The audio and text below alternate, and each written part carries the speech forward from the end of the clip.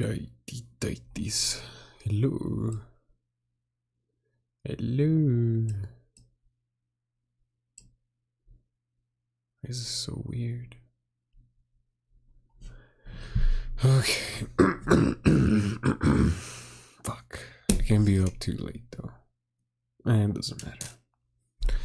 I go to sleep at like 2 in the morning anyways. Bobo knows. God damn. Everyone's showing up already.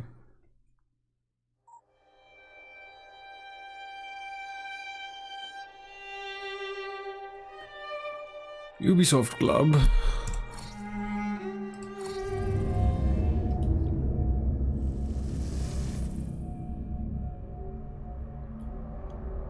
Yeah.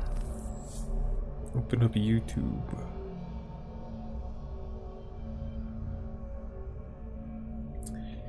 Hello everybody. Am I okay? I'm alright.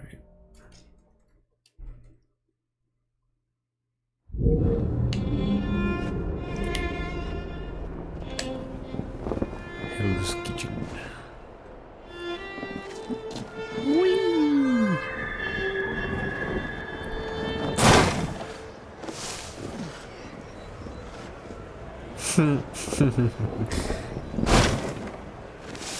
I want nothing more than just for that to disappear.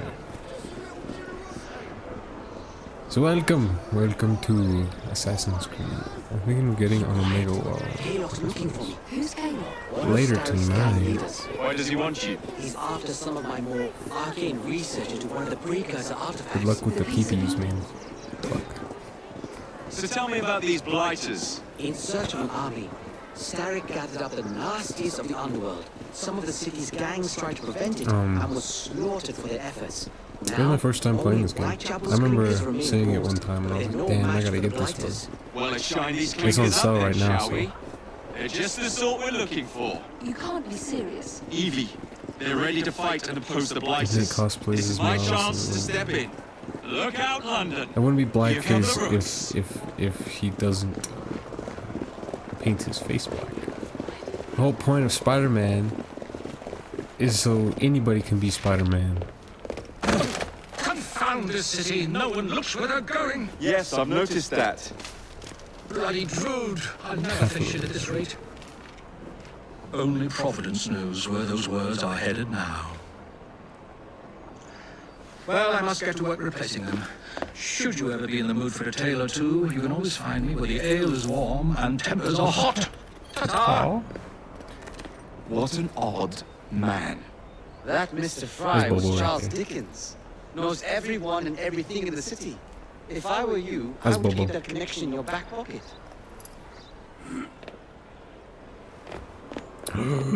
Dog is... Kalok's gang is nearby. They must not follow me back to my shop. We'll take care of it. Here, you might be able to use this. Oh God, I hope so. My carriage is nearby. Make use of it to throw them off my trail. I will meet you at the curio shop. Dario Harris.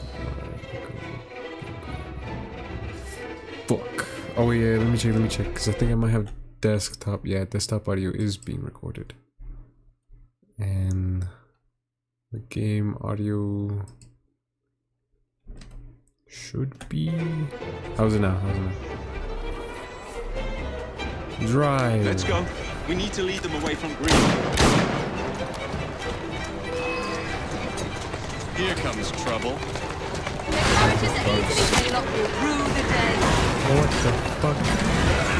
It's got Xbox controls.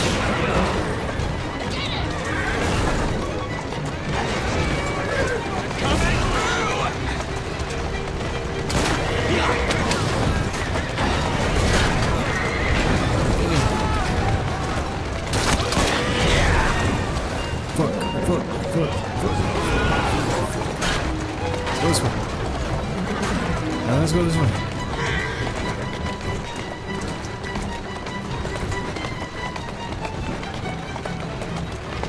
And then let's go this way. I gotta go back this way. Oh, destroy the carriages. I thought we were just breaking away. Doing fine, Green. Bitch. Easy now. I'm That's not the sure. way.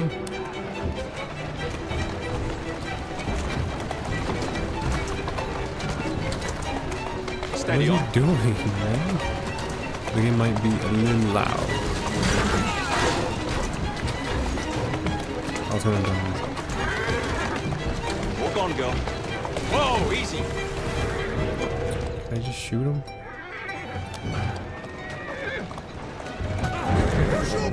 Alright. Now to return to Mr. Green. Aye, aye, Captain. You're relentless. That relentlessness will see me Right become master away. when we finish this. George would do nothing of the sort. Whatever's left of the Green will perish under your control. Texas. Harsh words, dear sister. Ja, jävlar. Golly went so long. I do hope Mr. Green made it back safely. Don't tell me you fancy the bloke already. And what do you suggest we do if our number one source of information in turns London. up dead? Starrick can't be that hard to find. I say we turn the carriage round and go find him. This is why you aren't in charge. Move out my way.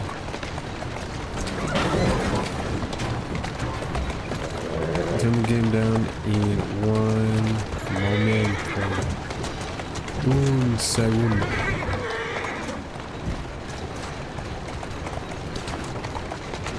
That's a girl. Alright.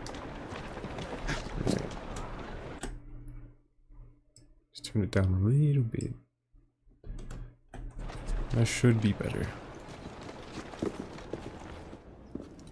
Did you give them the slip? We gave them more than that. Who are all these people? Over the years, I have established a number of connections across the city. Splendid. We'll need focused aid. Focused aid. We take over Starrick's gangs, we cripple his control. You're not aiming high enough. Starrick has influence like in every what, branch 12 of or society. 16? We need to match him. I see what you're saying, Evie. We need the rooks. 12 gauge or 16?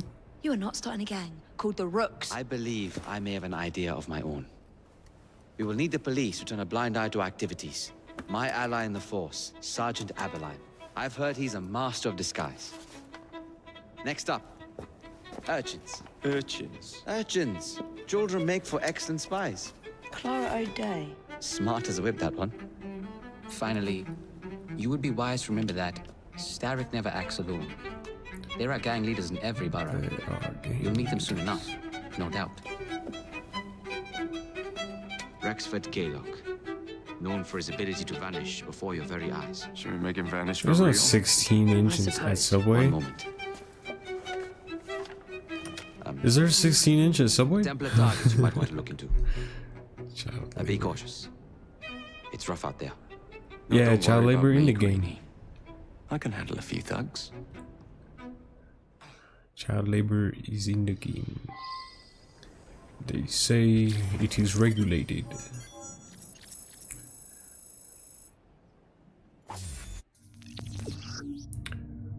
Access London map. Complete conquest activities to capture territory from the Blighters. Kill the Templar crime boss to conquer the Borough.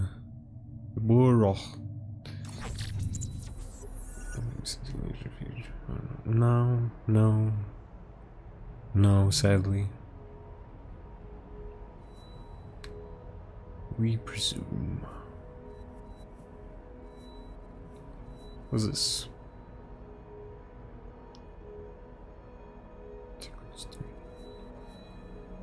Sequence 3. Does it matter, like, which one I do?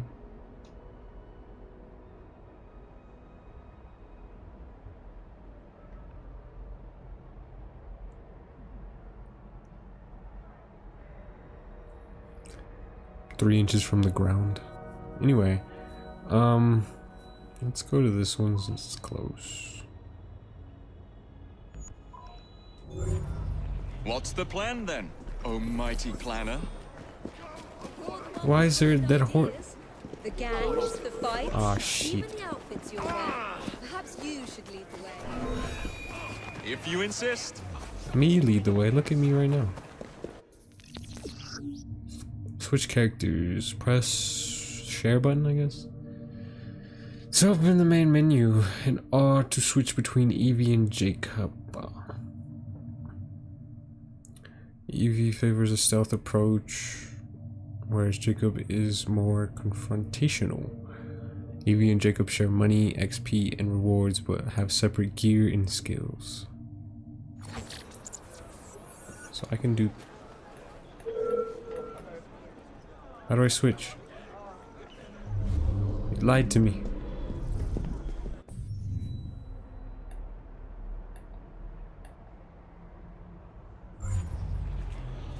And this button is...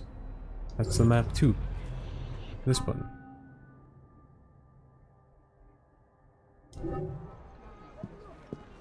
said right stick. I don't know. Whatever.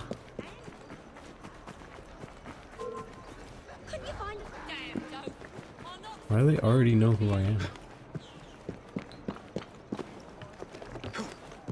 I can't confirm. I've never seen your peepee.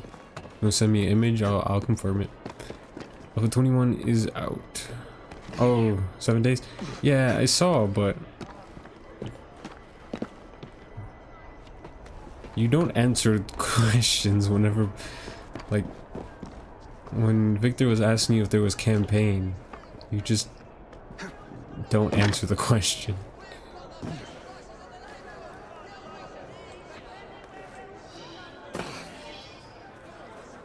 Did you know? I see this 15 inches thing.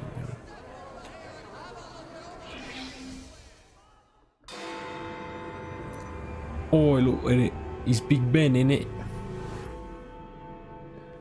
How much is? I don't see Mr. Aberline. How much is the game? I think it's like $10 or less.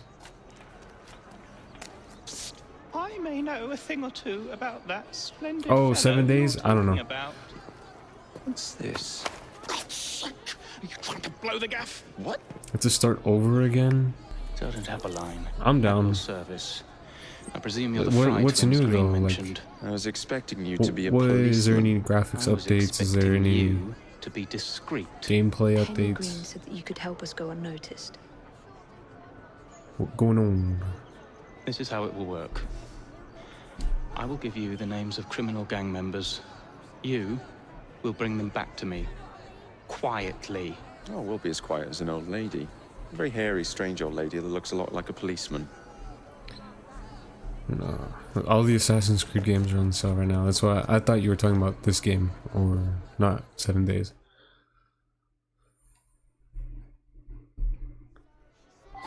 Now, whatever you do, try to remain within the bounds of the law. White chap. For my sake. I don't need any corpses at the station. Approach the target from behind and attempt to make them talk. Can't kill anybody. That's lame. How do I switch characters? Kidnapping. When undetected behind an enemy, press B to kidnap them. Move slowly left near with the left stick near enemies to shrink your detection. Okay. Moving faster will make it easier for enemies to detect you. Press B to shove a kidnapped captive into an enclosed carriage. Said by the Australian girl who had basically a distant cousin of the Brits. What? I think your shit got filtered. Let me see. Funny English men with bad teeth. Namna, I need to know, do you have like an extremely Aussie accent? You want me to kidnap you? You're too young. I can't. To kidnap you.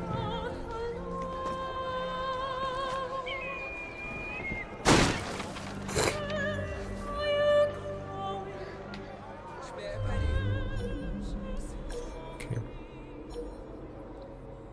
Oh fuck! I think this controller's right stick doesn't work. I think that's why it's not working.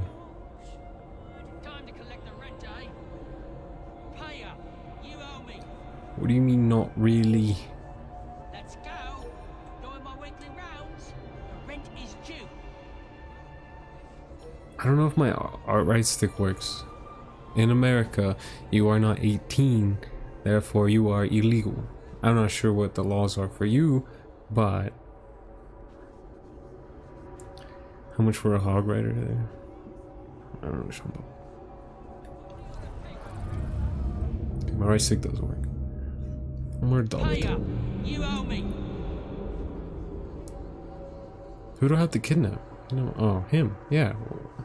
It's my daughter. She's meeting Can the I? Baker against my express wishes. Approaching behind and pressing B. Reputation. Can't you arrest the dough anymore? Yeah. No, bull ratting then. Is this a thanks a man gets for defending his country? Someone take seriously. Fuck.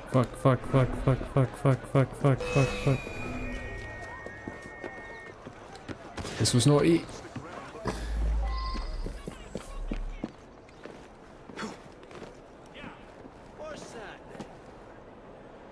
Oh, you're talking about the accent. Sorry, I have mental issues. Anyways, it's not that heavy. So you sound more what? American?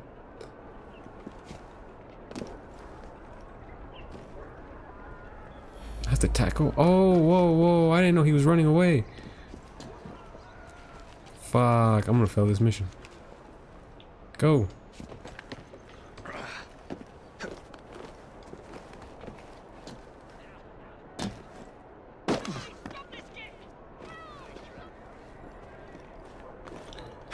What the fuck is going on? Somebody stop this kid! He's just running.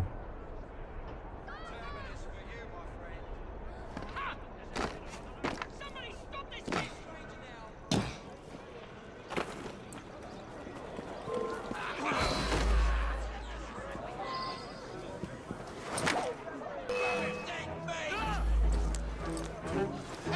I've kidnapped him. Fuck. Damn. Boom. No. Boom. No. I'm gonna get fucked up right now. There's way too many here. Oh, fuck.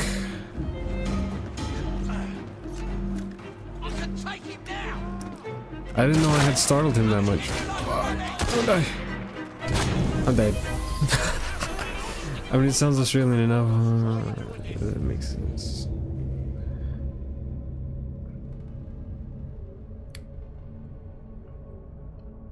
I would like to hear. Australian accents is my favorite accent. I failed to admit that when I first met my Australian brothers. But, yeah, Australian accent's my favorite accent.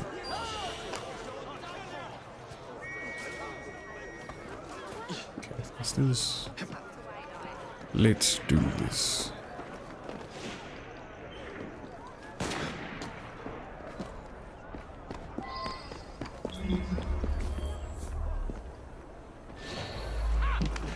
Target, he's already running away.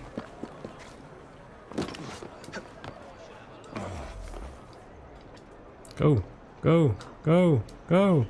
What the fuck? It's already broke. Can I, like, restart? That hog rider mean that you're buying a slave. What the hell?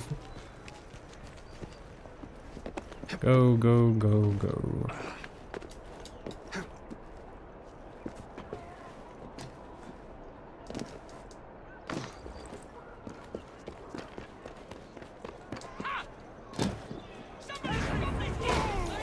Wrong person, wrong person, wrong person.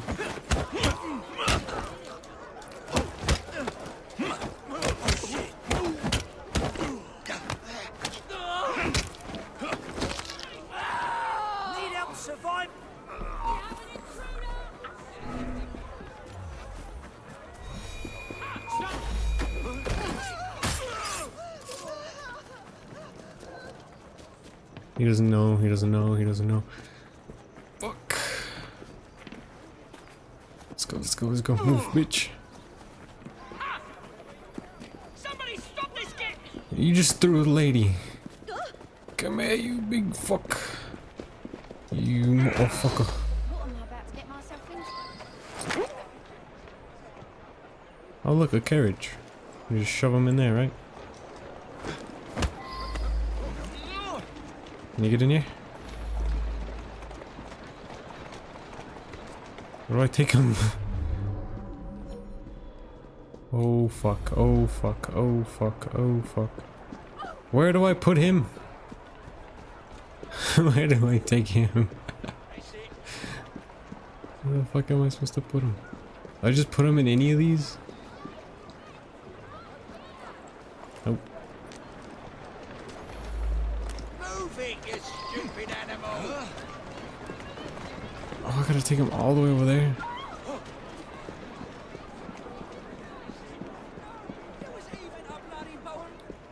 Does he know?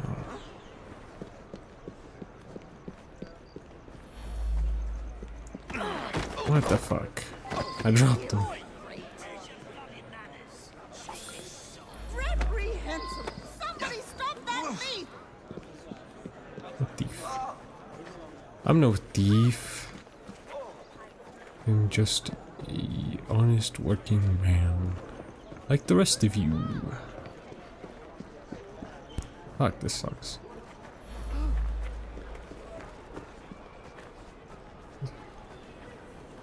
In a vehicle. But yeah, where are the vehicles? There are no vehicles. Can I use this one? Nope. Oh shit.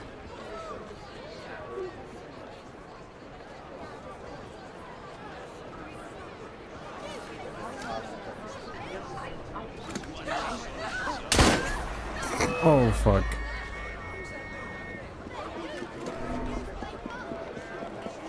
Become a nana mouse. Refer to that video. Bitches.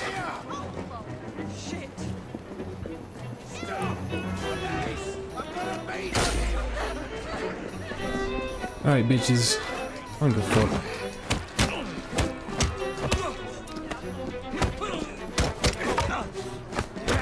Oh, B is counter, B is counter. Fuck.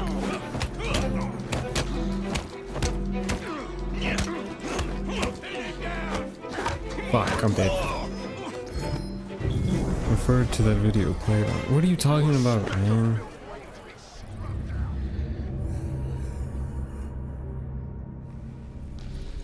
I fucked up. I fucked.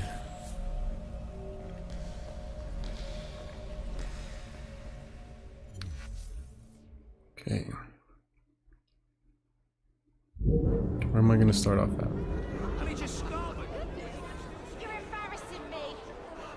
What? I have to restart? Oh no, it just failed completely. Okay. Well, shit.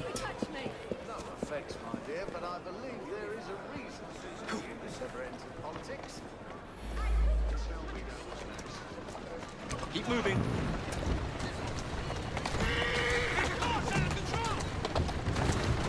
Move, bitch. Seems kind of fun. Oh, bitches.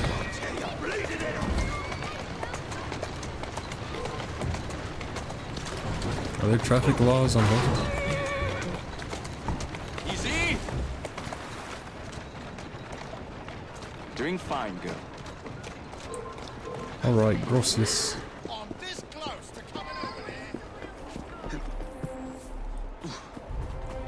It's a stronghold. I can just kill people here, right? I don't have to worry about being too stealthy. Free and protect captured clinkers. Okay, eliminate all blighters.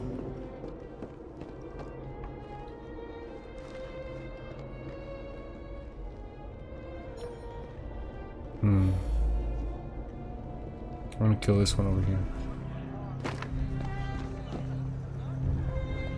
This is what I live for.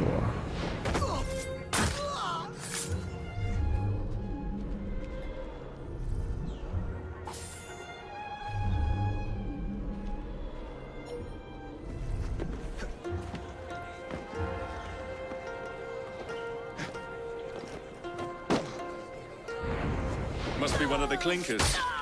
Good place to start. Stone cold. What in hell?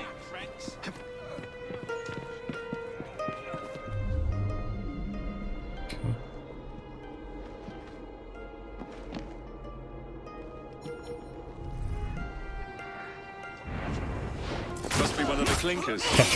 Good place to start. Yes, that's so fucking cool. I fucking love this game.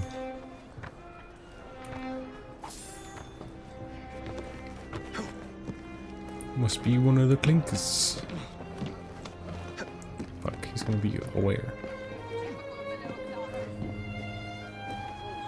He's not aware, he just walks right past him.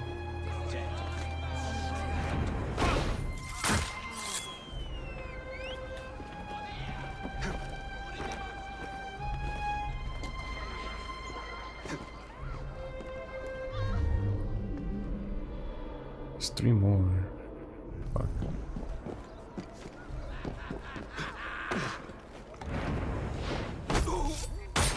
Dead. Ding dong.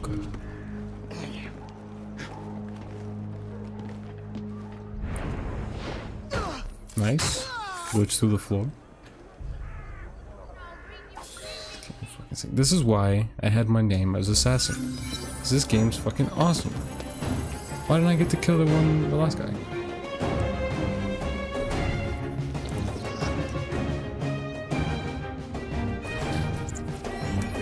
White gem.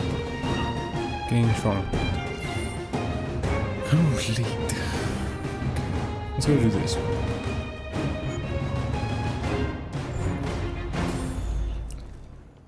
Don't discuss me, cart. You seem to want my employer's attention, Mr. Fry. Oh, I positively crave it. But you'll do for now. As you like. Wait. What happened? What's going on? I've got a fight. Oh, fuck. Bitch ass motherfucker. Bitch ass motherfucker. Bitch. Down, more bitch. More bitch. Fuck him up. Damn. They killed him all. Let's go. Yes or no? Yes.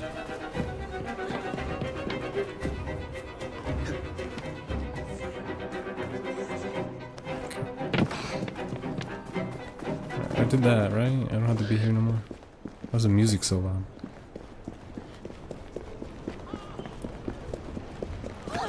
Out me way.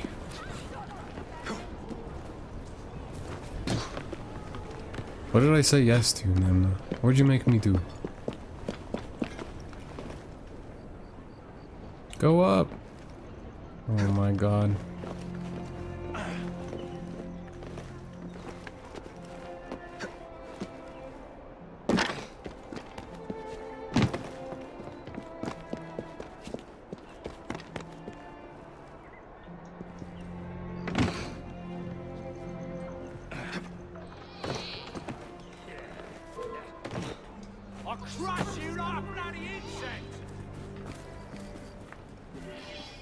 Talk.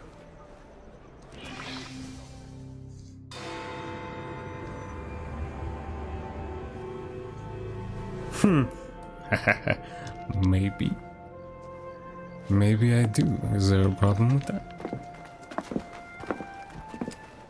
What is this place? It's nice to meet you both at last. This is Babylon Alley. Here we make it our business to know the streets and provide children with the opportunity to control their own destinies. Clara. Mr. Green said we might be able to help one another. In exchange for our services, we ask a small favor. Well, why not? You seem to have taken most of my money. Why not take a small favor, too? There are several factories about the city that are powered almost entirely by child labor. Those children work long hours with little pay, and most are not permitted even to leave the factory grounds. They suffer terribly. I wish I was. I need you to save them. A small favor. In return, we offer you intelligence. Something you clearly need. Oh, hold on a minute. I'm late for an appointment. What are these terms? We accept. Pleasure doing business with you. Fucking Brits, man. Ew. Two. But are there an agreement among communes? Alright. What am I supposed to do? Go that way. Let's go. Parkour. Parkour. Parkour. Oh, he told me he has a choking kink. Maybe I do. What's it about? What's it to you? What's it to you? Anyway.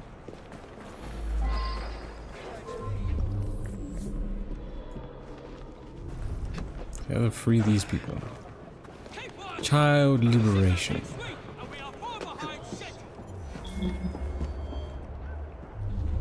Alright, where's my entry points?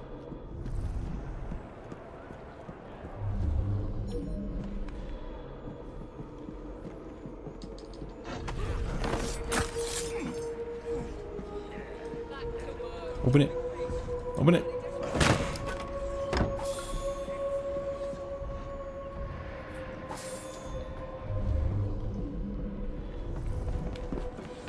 Well, this is a story all about how my life got flipped switch upside down and I wanted to identify leader. Advantage leaders are important characters in any layout and are stronger than other enemies. Killing them stealthily will scare nearby enemies, making them flee the area. Strategy: stealth kill the leader of an area to spread fear among nearby enemies. Utter a word, spend the night chained to the fence.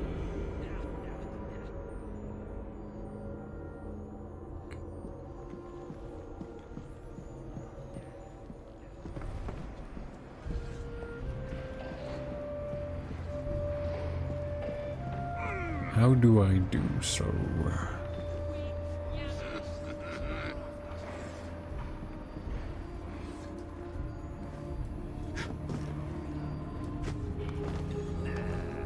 Something's going on.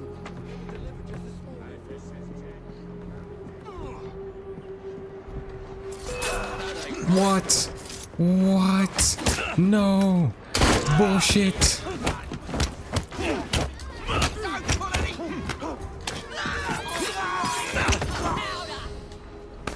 That's some bullshit.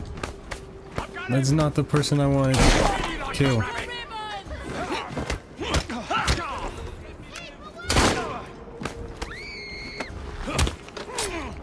Not the person I wanted to kill. B is counter, B is counter, B is counter, B is counter. B is counter.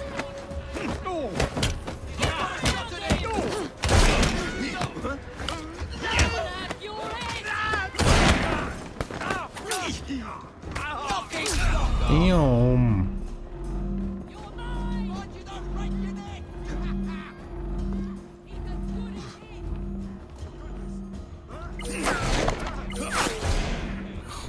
Oh shit. Bitch ass. Shoot it now! Ah, you're boring me now.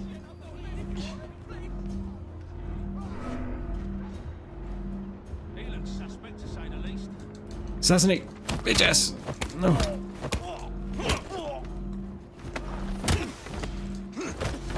Bitch ass motherfucker. Die!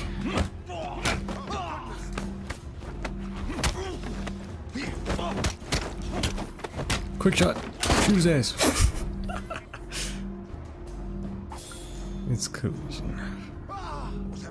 Alright, I must free the children. Why are they making that sound?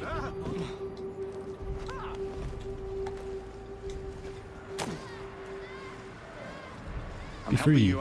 Thank you, mister.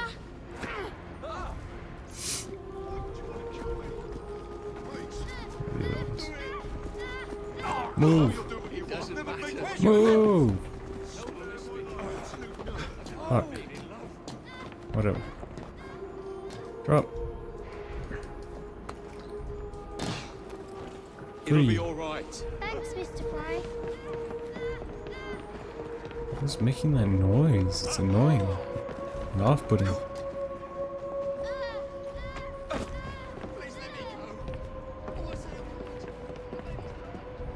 Keep quiet. I'm here to help. Thank you, sir. Thank you, sir.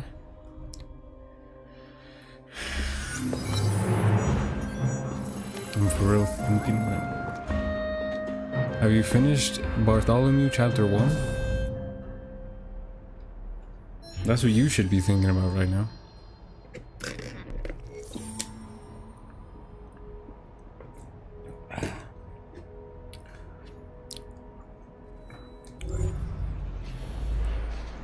What's up here?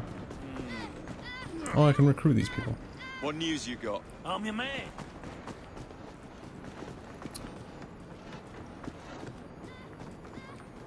Not you, I guess.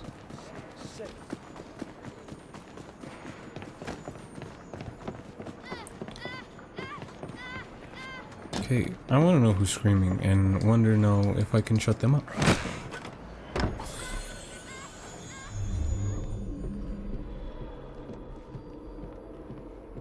Level 4. Sorry. Look alive! We've got work to do. Who else may I recruit? Well, that's not what I meant.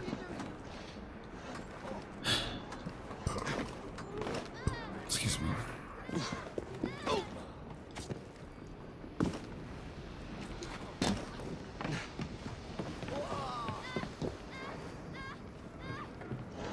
Are these guys already recruited or what's going on?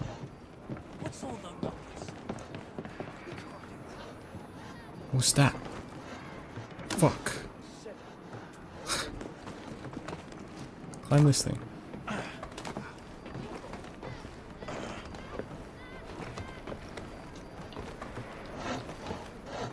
Fucking drop. Drop!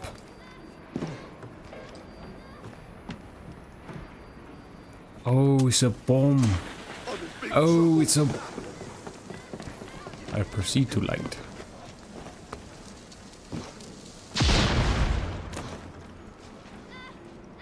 Cool. Alright, I'm tired of hearing that child or whatever that is scream. Alrighty, let's go over here.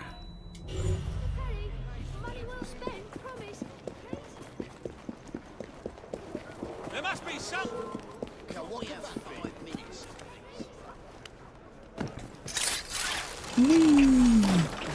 What's this? Wait Spend. here. Oh, what to spend? Right, lads. That'll be all. So those people are already in the group or clan, and I can just recruit them to help me fight. If I want to. That's cool.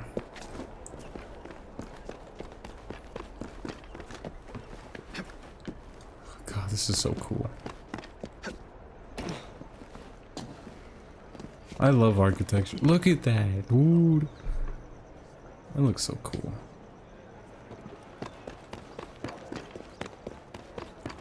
The old English industrial era.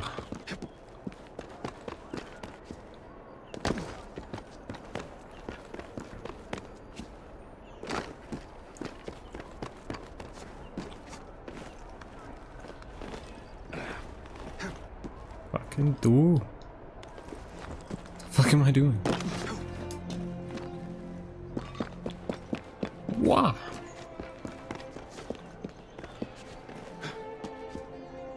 Give it a second.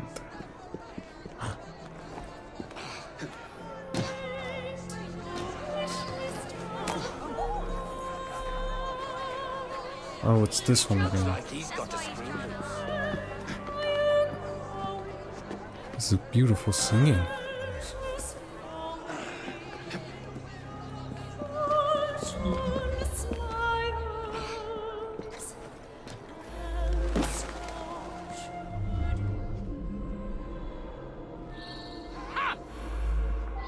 Are you fucking kidding me?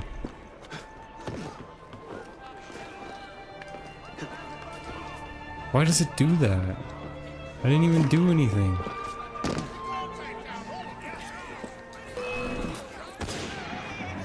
Oh, fuck off.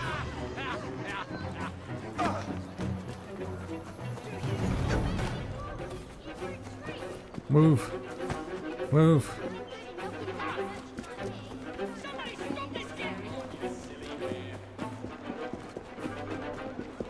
Oh, silly man.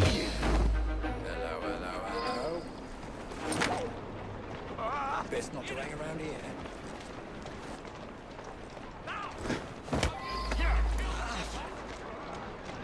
Okay, put the target in a vehicle. Take him to the destination. Where's the vehicle? How does one call a vehicle?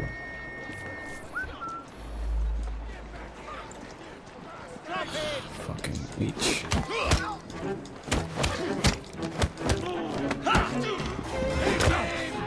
Not fair, I can't see.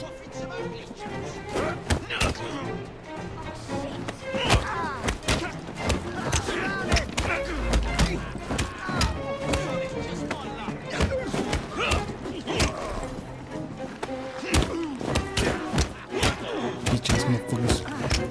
Bitches, motherfuckers. Fuck.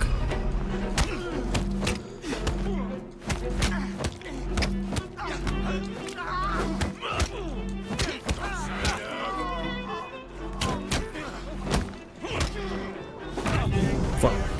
What is that? Okay, police are hard to kill.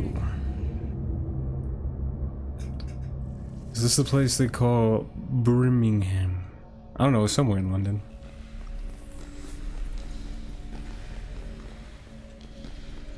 Or Birmingham. Yeah, sorry. Dyslexic. And you guys want me to read? I can't even read. What are I gonna do?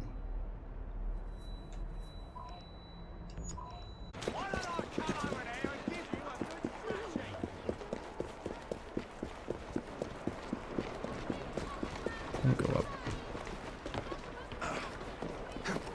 It sure has some lovely views for people fighting. Birmingham.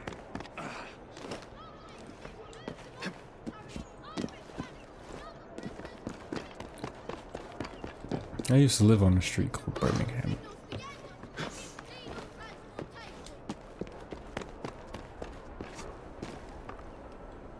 Go.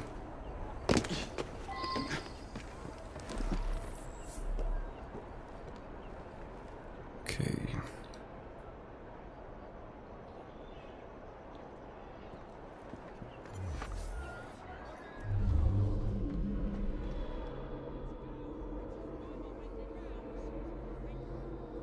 Where the fuck is he?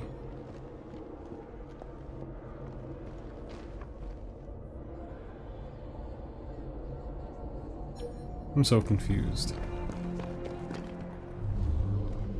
There he is.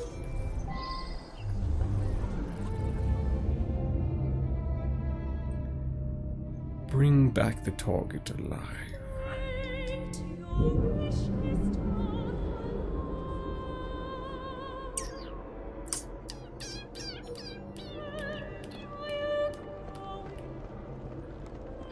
Okay, how am I supposed to do this? He gets alerted for no reason.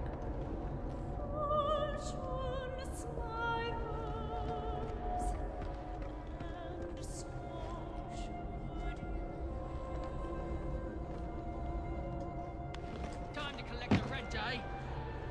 Pay up. You owe me. Let's go.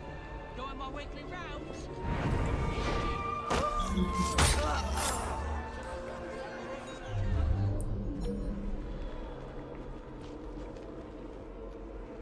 Can I do it? Can I do it? Can I do it? Can I do it? Get off me! I don't require a reason to end your life. Oi! Shut your gob. Meet my blade. What is it that you think I've done? Collecting rent. That sounds stupid, but can you stealth kill? Yeah, you can. the riches in this bloody city. Really? Oh, bloody hell. I'd rather not hurt you. Don't think I will. Shove? Oh, bloody hell. Thought you could get away with that, did you? Oh, for God's sake. I recommend you stop struggling. I recommend you stop moving. I can assassinate him.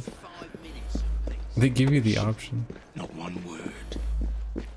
Where's my vehicle supposed to be at?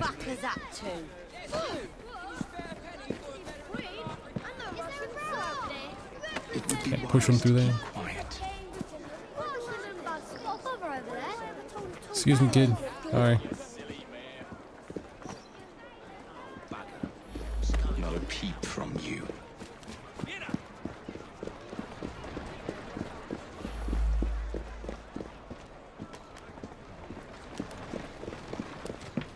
Make a sound and it'll be your last. Make a sound and it'll be your last. How do I put him in cars? Silence and I might let you live. Do I gotta go far away?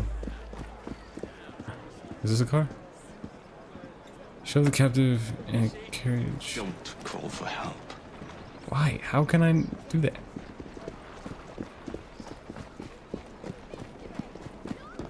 What's all that argy-bargy about then? We're fast friends now, aren't we? That over there. Now, what was that? I don't know how to put him in a carriage. Don't call for help. We are just walking. Something's going on. What was that? Did you hear? We're fast friends now, aren't we? Why is this area so oh, because I'm running. What's happening over there? What's happening? Mind your own fucking business, won't you? Can you call one? Can I call one? Oh fuck. Oh fuck. Somebody stop this git! Oh, bloody hell. I'd rather not hurt you. Don't think I won't. Oh, bloody hell. Thought you could get away with that, did you? Oh, for God's sake. We'll be fine. Make a sound and it'll be your last. I don't think I can call one, and me just trying to call one kind of got me screwed over a little bit. What the hell is that? What's that? Shh. Not one. What's happening here? What's happening here? We'd be glad to see him behind bars. Thank you. Thank you.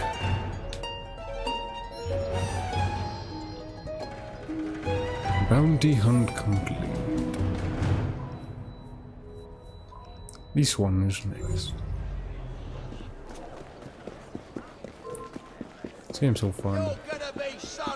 Oh, you wanna have a go? Wasn't much of a fight, were you? You too.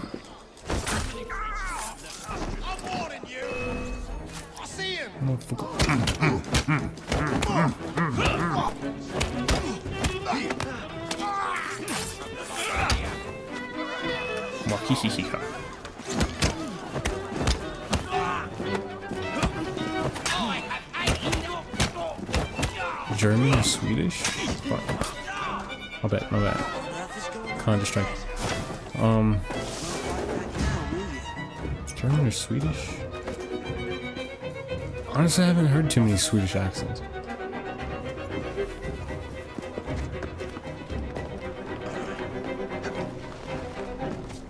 I'd have to compare them side by side.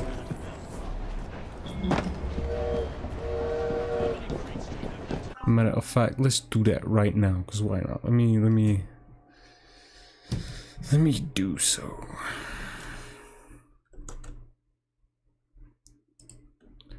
One moment.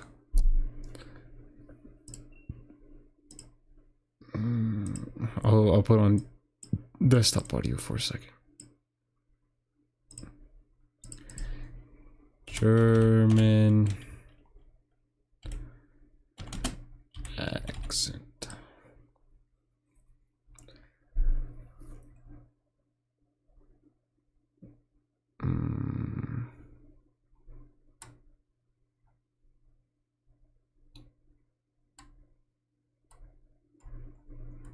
These are just like voice acting tips. Stop doing those fake German accents. Do this instead. I don't know. They're all like coaching. You want to know how to make a German accent? Don't worry, this is easy. I teach you. Okay, there's that one. And when you say Swedish accent.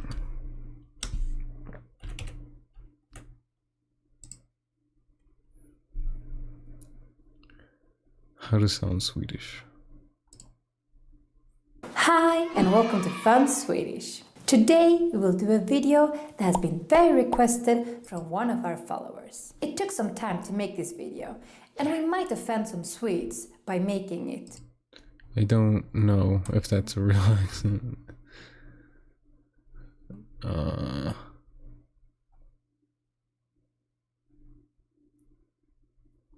Fuck. I don't know.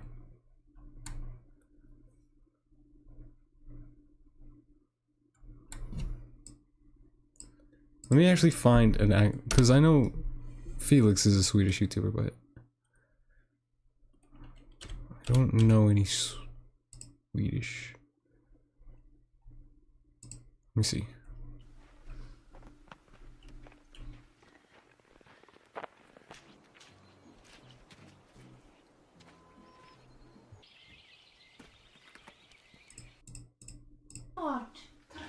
Tusen tack för att du hjälpte till med det här. Jag är så tacksam. Jag måste göra bidrag med någonting. Det där jävla vansinnesbygge. I'm really grateful that you're here helping me today. So I can continue painting the kitchen while you... I like Swedish more. Anyways.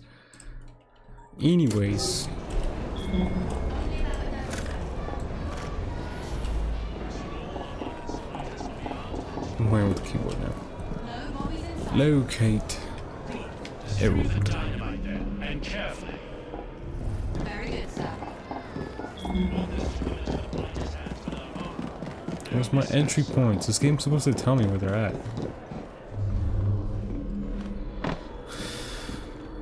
Damn, tell me nothing. Am I in the right area? Yeah.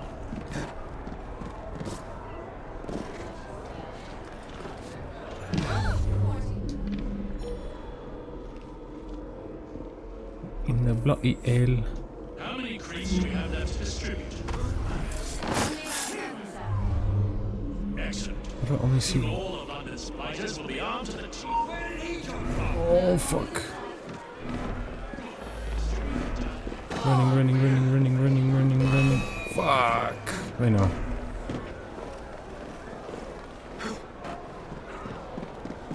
There's no other. Oh, there's one right here.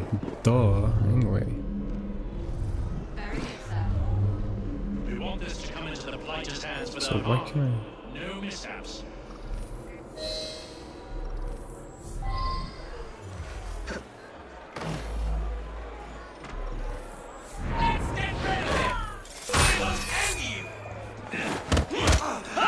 I'm supposed to assassinate him, but of course it didn't lock onto him.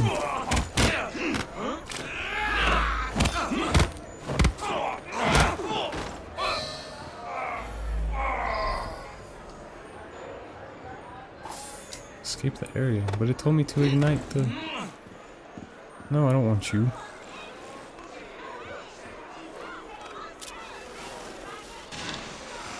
He's hiding from someone, that's for sure. Run!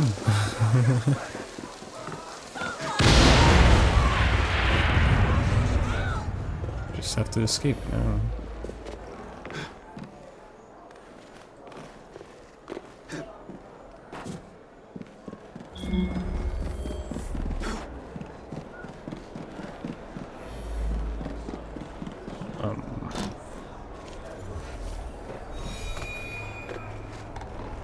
Oh.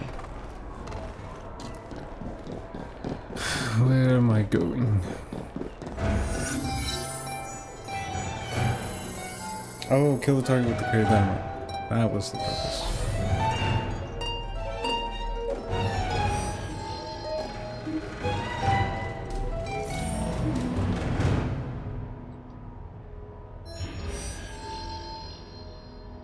Cave audio, cave audio, cave audio, cave audio.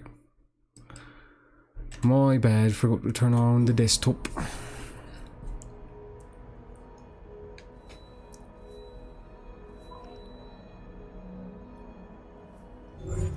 Honestly, you should just record with desktop audio anyway. But, I don't know, it's not good for everything. I fast travel. I mean, yeah, I love the parkour, but this is a little out of hand.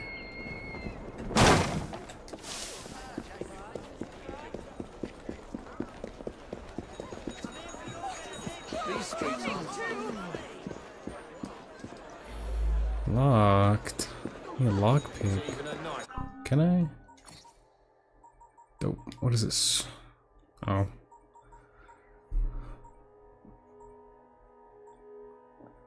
I thought I did unlock this one.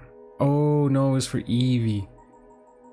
Speaking of which, I want to switch to Eevee. How do I switch?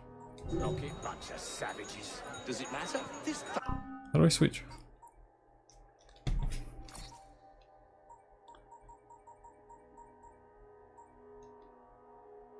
I was like wondering why I couldn't. Is the target Patrick Bateman?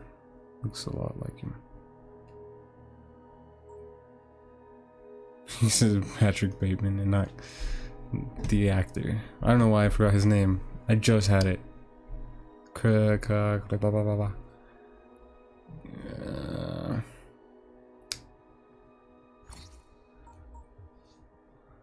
Patrick Bateman. Acquire the skill. Skill acquired.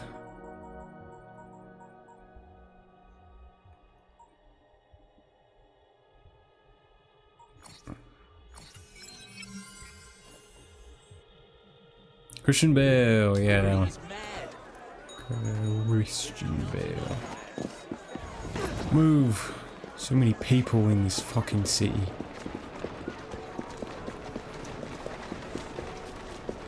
I may shit on England, or in the English people, but the accent is fun to do. You cheeky sod!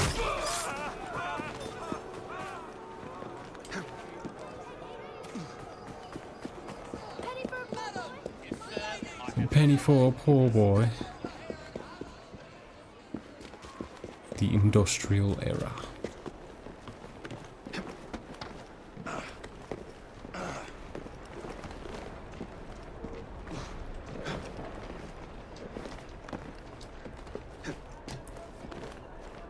I mean, sure.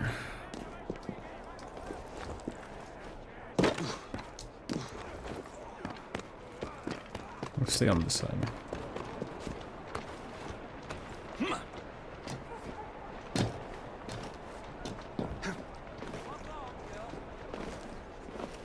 No. Always doing the wrong thing.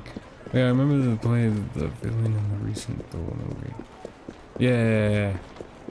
He played the God Slayer. He looks nothing like... To my side. Watch yourself, I'll be on you in a flash!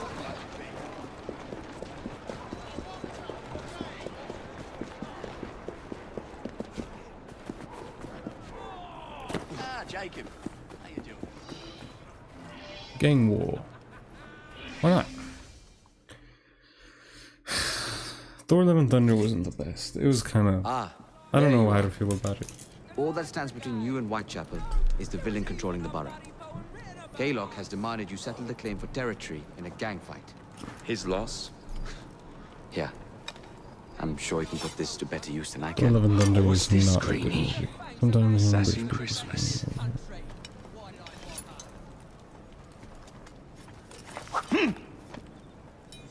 Gather your allies.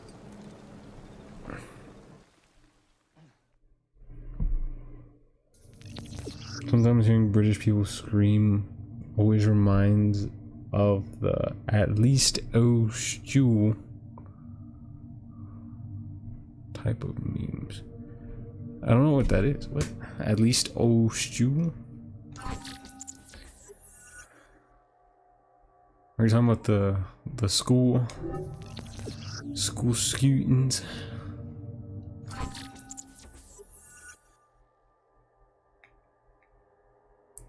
What was the actual name? Oh, Peaky Blinders? Blind Keepers? Peaker Blinds? Peaky Blinders. So many points. Lockpicking.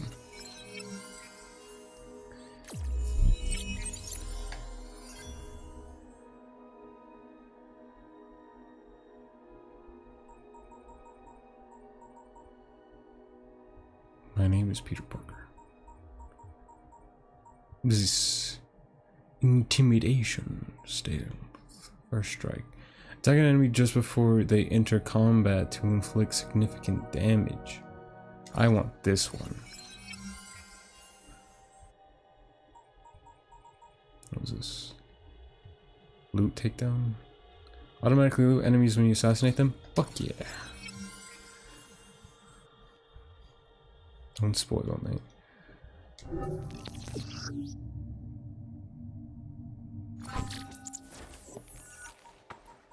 Fuck yeah. I love this weapon. Not that one. I mean like the actual cane itself.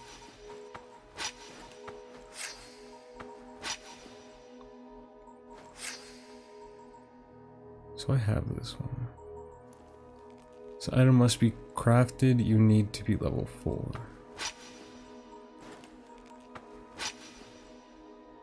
You need to be level 3. Oh, so this is for Jacob.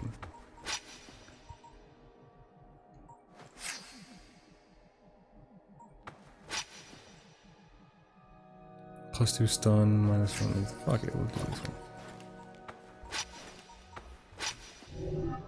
Mr. Rexford Kaylock has agreed to your terms and waits for you at the Whitechapel train station.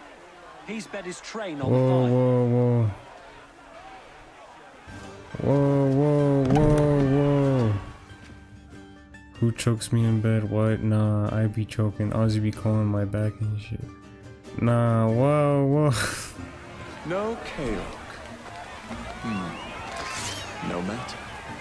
Attack!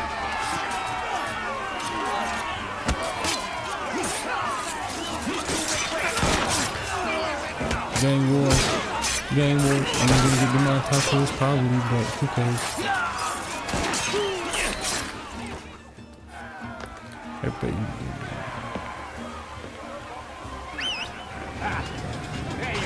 Man needs time now. Yeah, okay. No time out for now.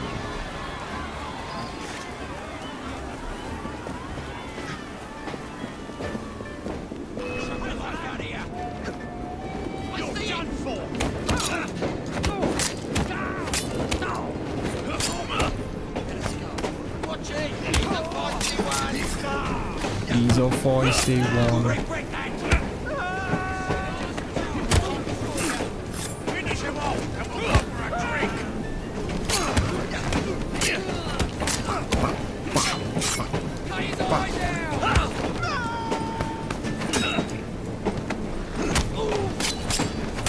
Nah, me and Ozzy have never fought Sanders. Don't lie.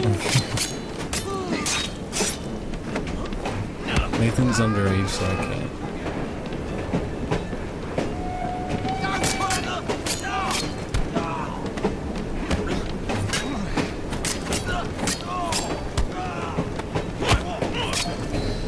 Oh shit! You killed that man.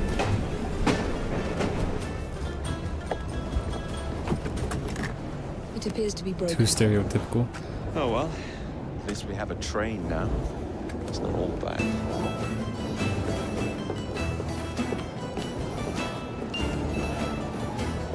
Knives make sense. I mean, guns aren't legal.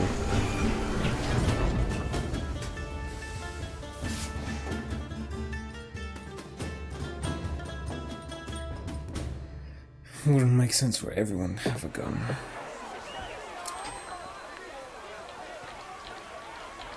Two more days, brother. Whitechapel is no longer in the hands of the Blighters. Birmingham.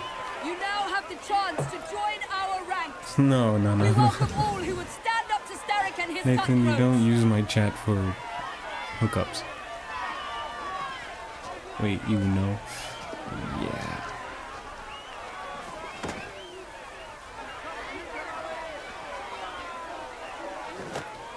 Gang War 1. Welcome to the Rooks. Except Bobo. Bobo would be illegal as well. Nathan's birthday. Ah, you bastard. I'd rather throw myself to the tracks than run Bertha another mile for that doted ball bag. Kaylock? He's left the station. Mel. Hello, fancy pants. And who might you I'm two Evie be? Fry, and this is my brother, Jacob Fry. Pleased to meet you.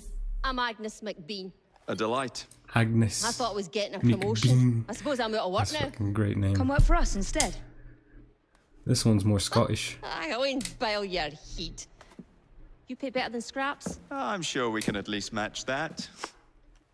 Then may I present to you Agnes and Bertha, lady and locomotive, at your service. I'll be in the next car. A hideout on the rails. Scottish accents What are an great too. excellent idea. Where's the femboy? Yes, it all worked out rather well. Now, I would like to follow up a lead on... Jacob? Is this serious? I'm not doing anything until this gets fixed. I believe I know someone who can help with that. I knew you would, Greenie.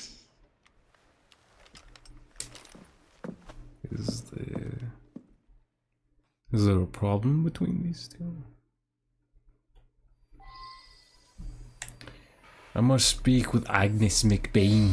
You know, a mite of money goes a mickle bit in this city. Think of the power of good you can do with the purse you bring. You talk of a store in London. Well, now's your chance. That there map shows who to speak to. Old friends, if you will. Give him a whiff of that sterling, and maybe you can save us all from having to lay down our knife and fork afore we're ready.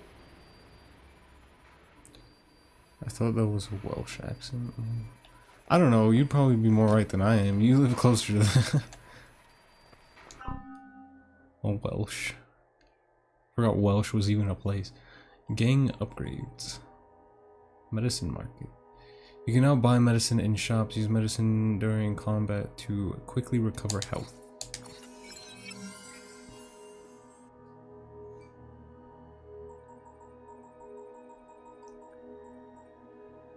Now, enough short talk. Believe Mr. Green said there was someone he wanted you to So all this is upgrades? Yeah.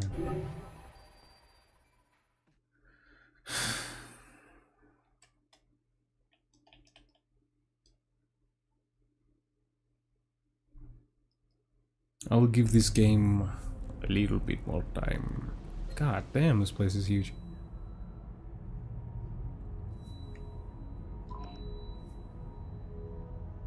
How do I... This is as far as I can zoom out? This map's huge. How did I get all the way down here? Well, obviously I was on the train, but... City of London. Whitechapel. Mr. Lambeth. So there is no Birmingham.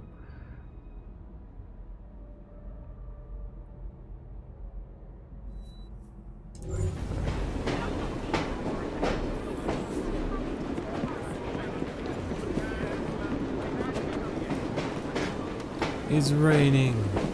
This is cool. We've got ourselves a train. A locomotive, if you would. Yep, I'm trying to move. Is that groovy, dude?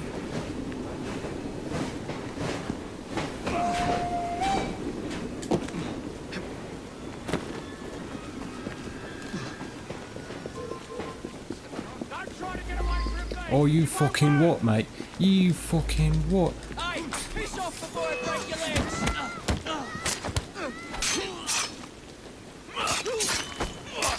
Just kill these people in front of the kid. I'd be a great pirate. See, these ones are the ones I can put people in. Oh really? Oh really? Some likes trespassing!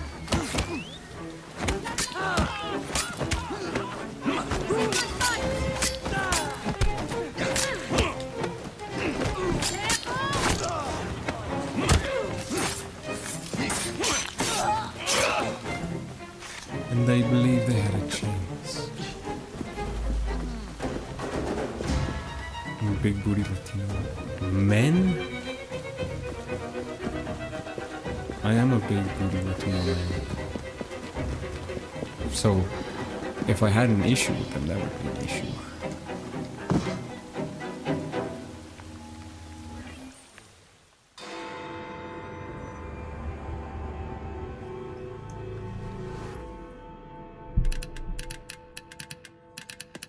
Oh, blast them. Alec, whatever is the matter? I have been intercepting nothing but poppycock propaganda about soothing syrup and whatnot. No, I swear to high heavens, if Starrick's monopoly continues... Alec, I beg your pardon. These are friends of mine. Evie Fry and her brother, Jacob. Oh, Alexander Graham Bell. Linguist, inventor, and technical expert. Alec, I have something of a favor to ask you. Can you fix this? Oh, looks like the casing is cracked. Oh, comes apart. I see. Could have used one of these to fit my fuses on top of Big Ben. Alec is installing a new telegraph line for our Free Press Association. To combat the Starrick Telegraph Company. Alexander Graham Bell. Graham Fuses connecting independent lines from Big Ben, Starrick will be weakened. Only we are somewhat at a handicap. And there. Oh, I've removed the mechanism so it may work with your bracer. I'll put it to use immediately. Jacob, wait. Mr. Bell, allow me to help you with your fuses. Oh, you will not find me too proud to accept Miss Fry. Oh, we can use my carriage if you'd be so good as to hold the reins, though. I'll take that. I can help you. No, I think he's Scottish. Alexander Graham Bell? He's Scottish. Fry, I am so glad you persisted. That's Alexander Graham Bell, right? He's talking about telephones. I think it told me it was him.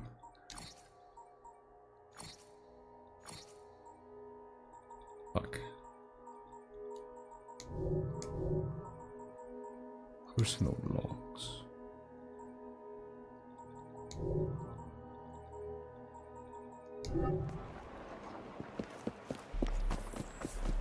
You really ought to be here by now. Oh shit. Drive the carriage. Oh, I'm the woman. I hope you understood. I meant... So, Mr. Bell, what inventions are you concocting? This is Alexander Graham Bell. He's the invention of the telephone... telegraph, yeah, that dashes, Miss Fry, but the human voice. Phonetic telegraph? Sounds a bit of a mouthful. You could just call it a telephone. Telephone? How bizarre. Anyway, as I was saying earlier, the press has become entirely dependent on the Starrick Telegraph Company. Which is why Mr. Green has asked you to set up a free line. Yes. What is more, other small independent companies have their lines sabotaged, and they have little means of finding any broken fuses, which are... To be found on top of Big Ben? Correct. Especially as one needs a Rope launcher. Press LB to ascend tall buildings. From a ledge, press LB to zip line. While ziplining, control speed using left stick and RT, and position yourself over enemies for air. They will not be a problem. I'll repair the fuses. Wait, how do I do it? I forgot. Left. Oh, I forgot.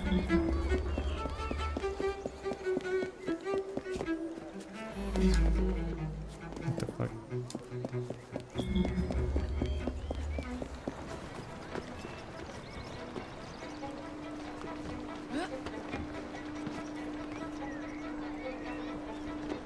I'm so confused. How do I use the thing again?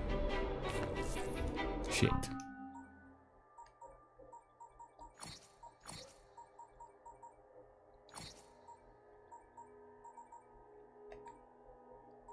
Tools.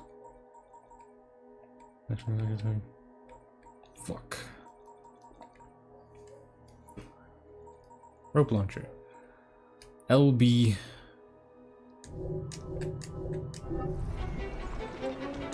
Can I use it?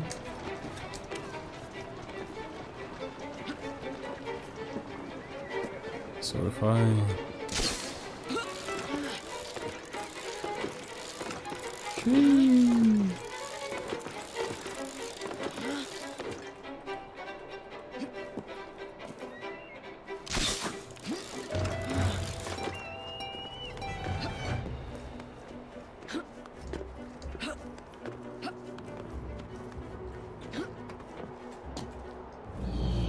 Synchronize.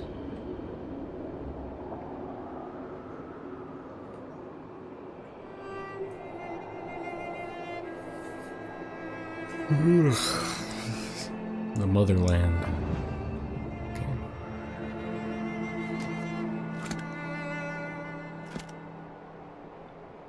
To an A. A leap of faith where?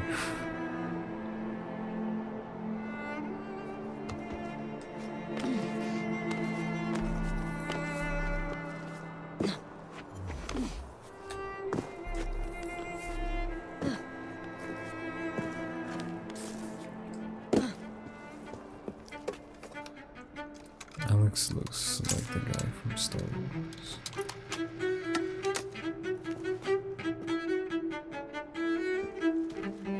Lovely view.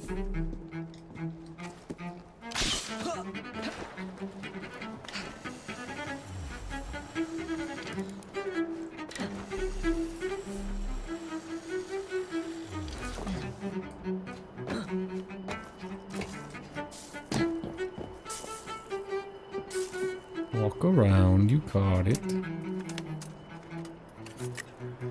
This music giving me Pirates of the Caribbean Lego vibes.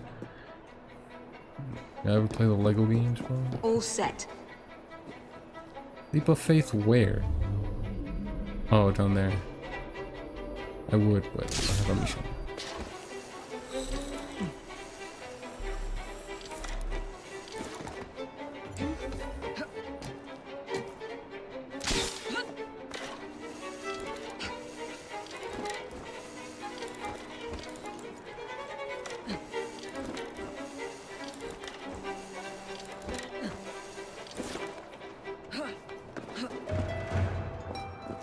PS2 graphics. I gotta go there first.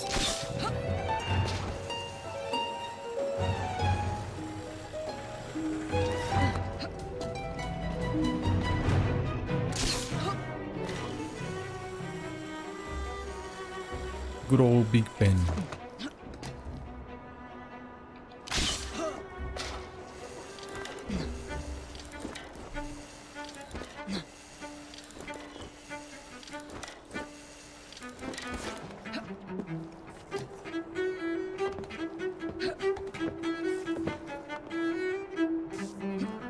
Whoa, whoa, whoa, whoa, I jump back.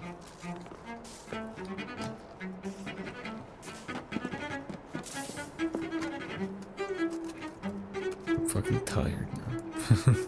I have a thing I have to do tomorrow, so I can't be up too late. That It's should only do it. about to be 11. That should do it. I have to go back.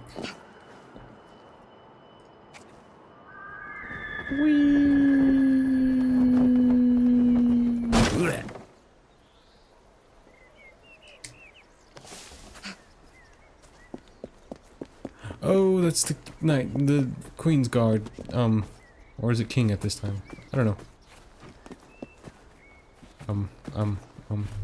Sneak.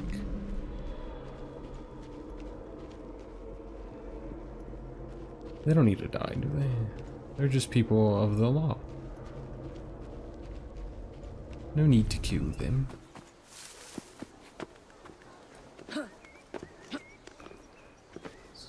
It's midnight there. Yeah. Well, almost 11, but... Fuck. Well, now I have to kill you. Can I not? I can't kill him. I can't kill him. Move, bitch. Drop. What the fuck are you doing? You need to resupply, restock. Oh my goodness. Go that way. Go. Oh my god. Get up. Oh my god. Run faster. Oh my fucking fuck this.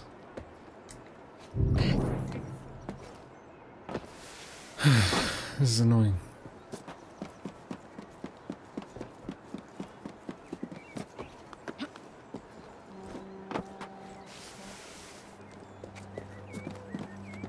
Oh shit. You know what? Fuck you guys. Fuck you guys.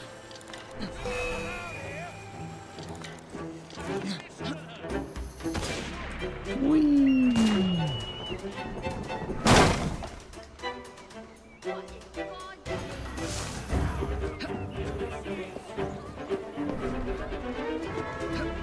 I've infiltrated. That's not what I wanted to do.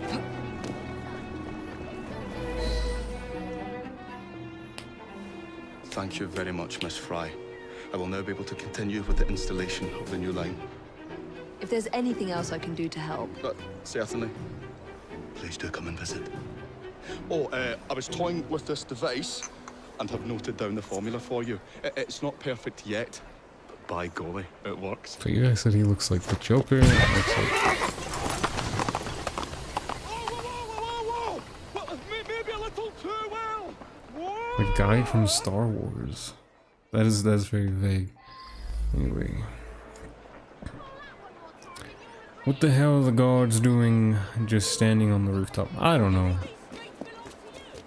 I fucking do.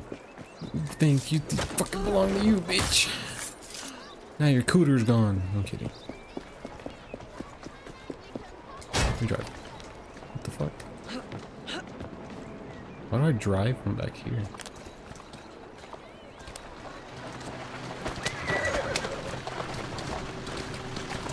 Trying to get laid.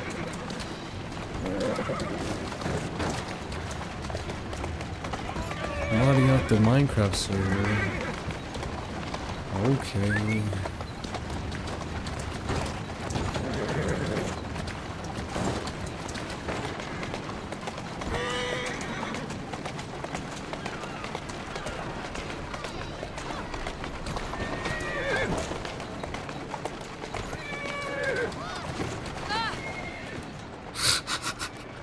A fucking GTA build.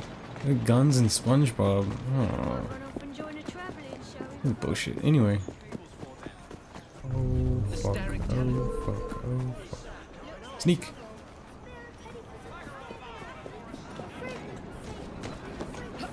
Have to steal.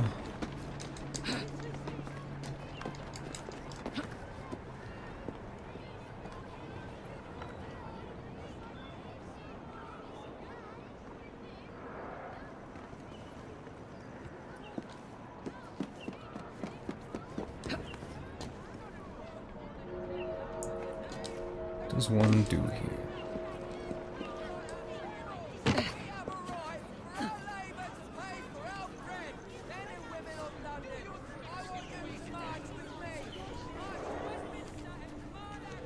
I won't tell anyone where you're hiding this. Is that what's gonna happen to me? I'm just gonna be justice. Jesus, that what I was is Dark Souls man. You still get knocked down like she's a funny one. Goodness. No one's been killed. She ain't half strange. Crikey. Come on, come on, come on. There's been a killing. Over there. Sharpish. Turn around so I can murder you.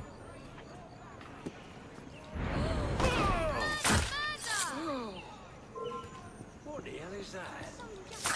You better keep your distance, if you know. I fucking love this stick. The stick. No, I don't want to pick him up.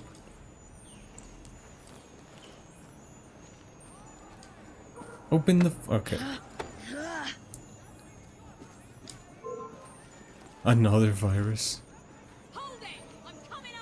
Open. You over there. What's gotten into you? There's a sniper. Come here.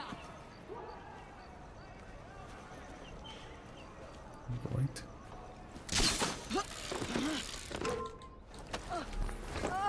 Dead.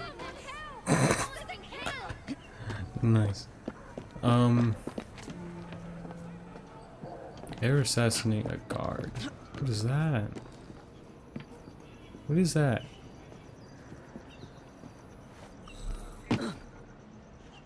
Helix glitches. Oh yeah, I forgot we're not actually here. Like, this is accessing memories from a previous assassin.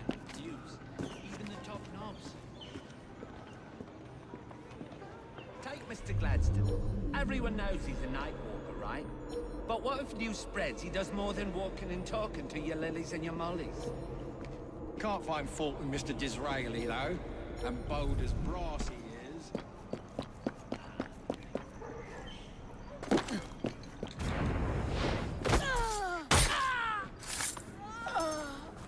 Oh shit.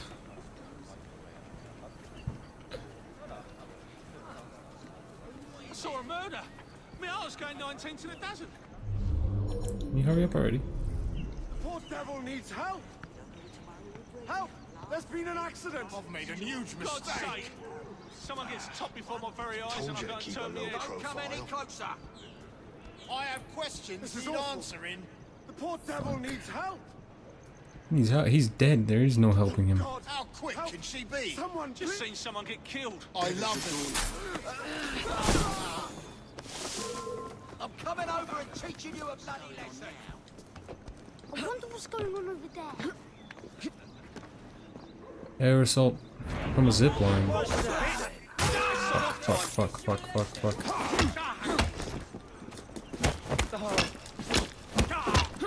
Die already. Die. Die.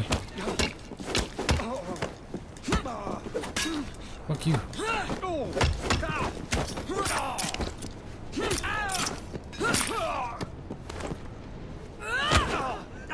Air assault a guard. From a zip line.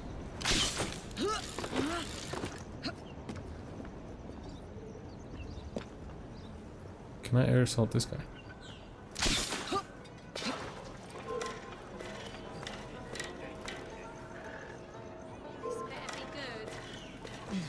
I'm already being seen, I don't want to do it.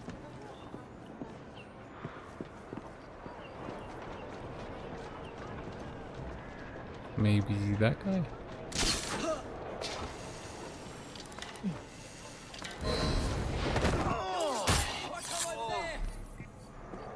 Oh shit.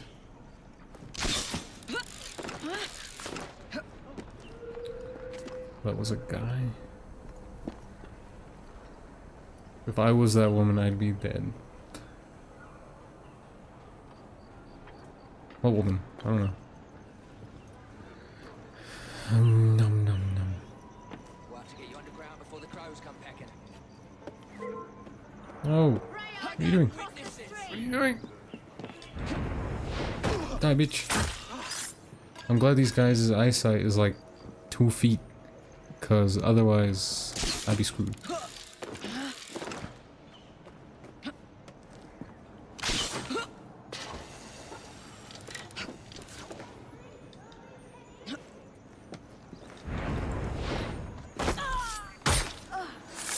See?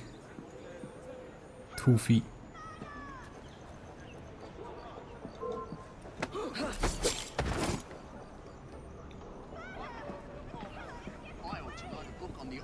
Of the human behavior. Of the human behavior. Crafting. Craft new gear and tool upgrades in the inventory and crafting menu. Find unique resources and crafting plans in hidden chests. Income activities, especially robbing cargo from trains, carts, and boats, provide large amounts of crafting resources. Least equally sexist statement by Bobo. Least equally?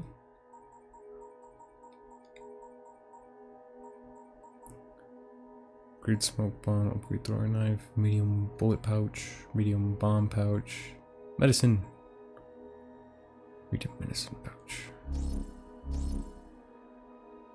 I can't craft them? Then I don't wanna.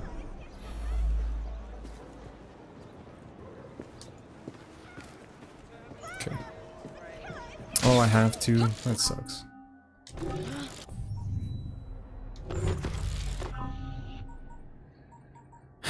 Where is it at? Crafting.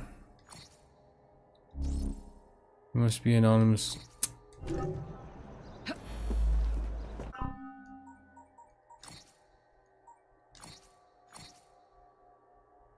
So to do these ones, right?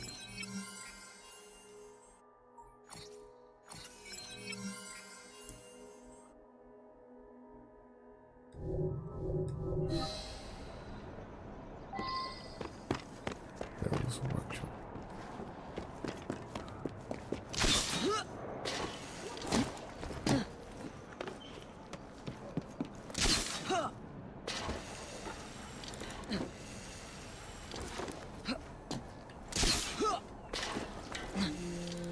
This is like bootleg Spider-Man.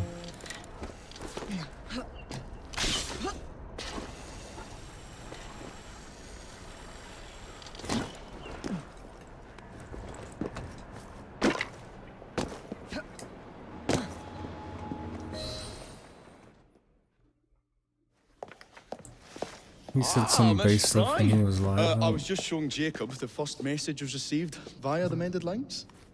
Oh, you can keep the rope launcher, by the way. We've managed to procure another one for your brother. Excellent work. Thank you again. You're very welcome, Mr. Bell. We can now defend the principle of impartial news and free speech. Free is fair, but free and brief is far Bobo better. needs to do a My Little Pony lore video because of how much he knows. And on that note, we must depart. The first page Call on me of Chronicles. The first page.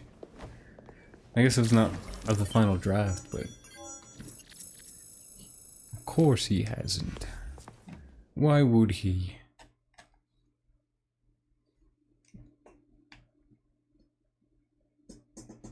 Now that we've finished with that distraction. Who is that? Is that a woman? Oh, you mean you don't know? Beautiful train you got here. Miss McBean was just telling me all about her. Name's Ned. How do you do? I won't take up more of your time. If you want to learn a thing or two about the Not finest a transit woman. systems in the world, you can find me at this address. Transgender. Let us return to locating the Piece of Eden. We need to reclaim London from Starrick. Who are my targets? It's not time for that yet.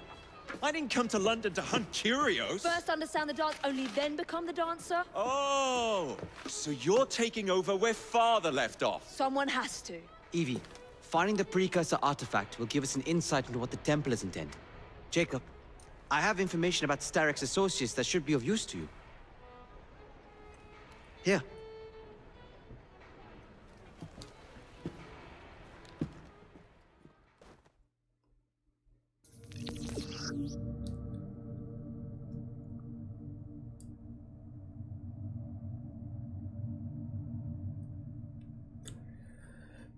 Conquer London.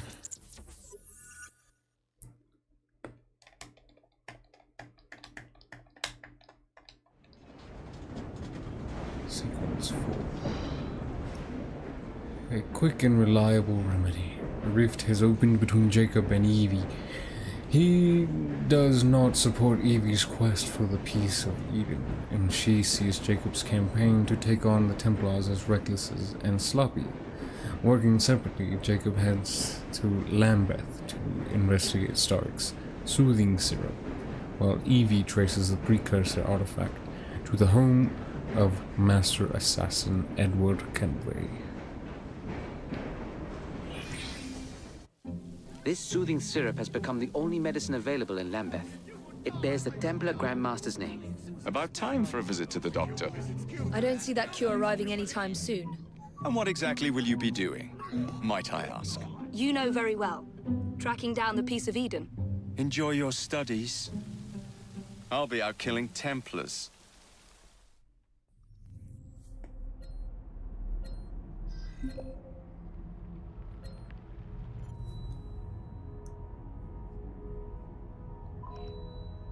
That's a fast travel. Access assassination. Alrighty.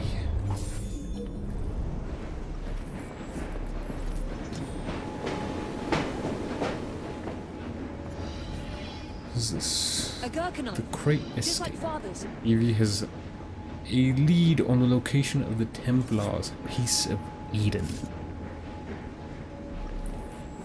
Oh, so now we just switch to her.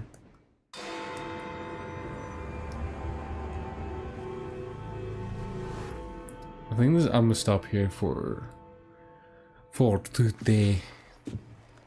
Ah, another exciting night home for Evie Fry. Just on my way out, actually. I want to found tune the the Peace sub of Eden. backwards. What's this one going to do, Heal the sick, deflect bullets, control the populace? They're dangerous objects, Jacob, especially in Templar hands. You sound exactly like father. If only. Lucy Thorne is expecting a shipment tonight. She's Starrick's expert in the occult. I'm nearly certain she is receiving the Peace of Eden Sir David Brewster mentioned. Sounds like fun. Mind if I join you? Promise you will stick to the mission. I swear. I swear. Fuck, I guess I have to The do this. contents of that box are worth more than your life and those of your entire family. Do you understand? Yes, Miss Thorne. Careful there! And double the guard on that cart! Now, Miss Thorne, there's the matter of some papers for Mr. Starrick. If you'll just come this way. Very well, but make it quick. The Chronicles of Bartholomew. There are gunmen on the rooftops. Can you dispose of them before I reach the cart? I was hoping for a challenge.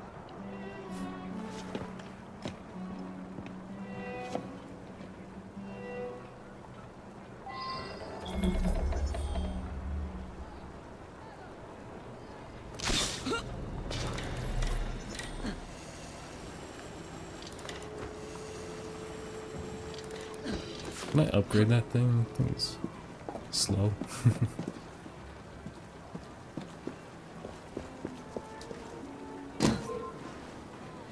Ooh.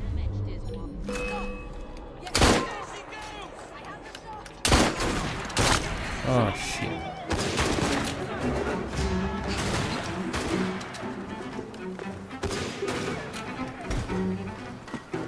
Can I restart?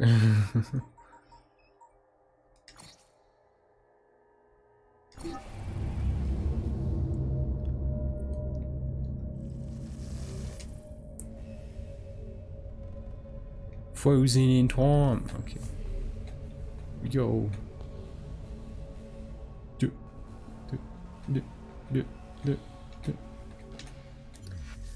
I'm on the first page of this comic and I'm even stumped on how to introduce the characters without making it overcomplicated. So yeah, I can relate. Don't introduce them.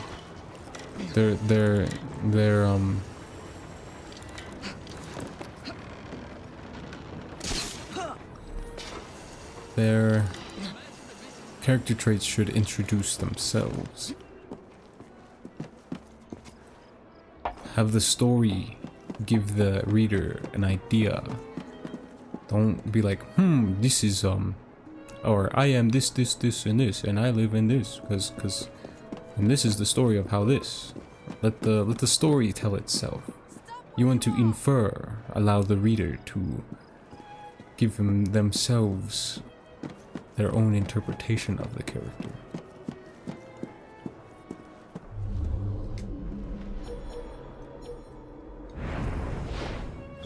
No, not this one. Why does it always do the wrong one?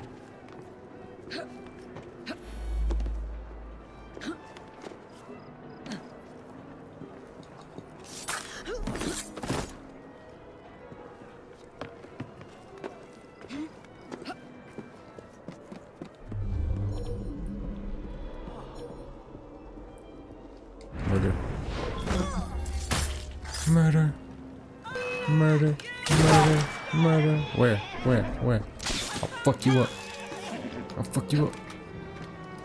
I got shot. God damn, she fucking me up.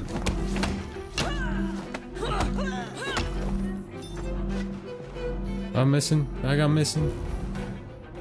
I don't have missing. Let me take a break real quick. Give me a little bit of snack break. Give me a piece of that Kit Kat bar. What the fuck? What the fuck?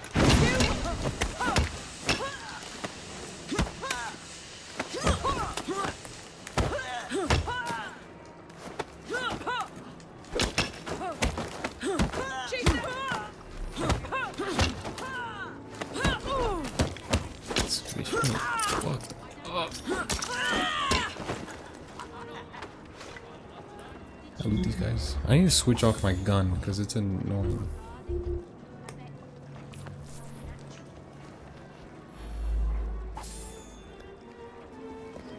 Maybe I should try like subtle introduction. Yeah. Thank you for the advice. No problem. I like writing stories too, or like reading them too. I don't like everything being told. I like having the ability to give myself my own interpretation. It allows for more people to, you know, view in a different way, and different types of ideas to come from the consumer.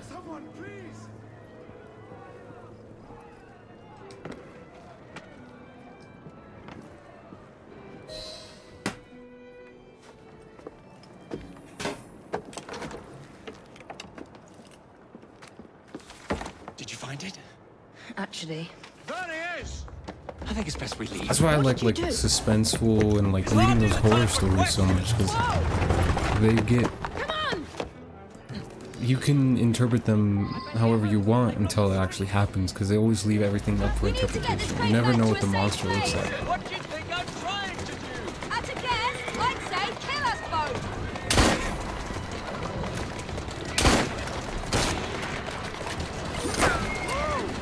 Whoa. Easy does it. Fucking murder it.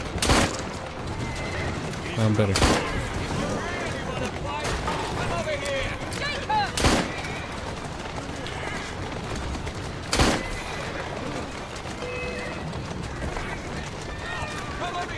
Shoot the horse. Stop it! I don't want to shoot the horse. Let's go. Easy, girl. Easy. Wager you can't hit my sister. What are we supposed to do with papers? Read them! If only we had the time! Slow down now. I have 2 bullets left.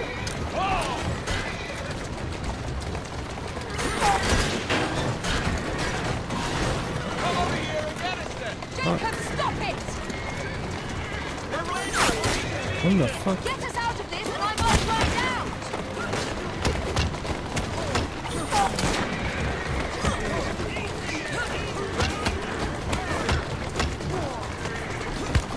shit going on.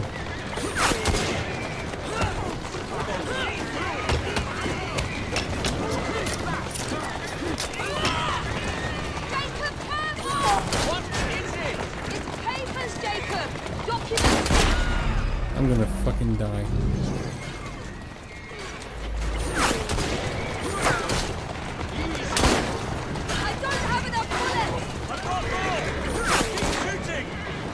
Oh wow, you're gonna give me more bullets.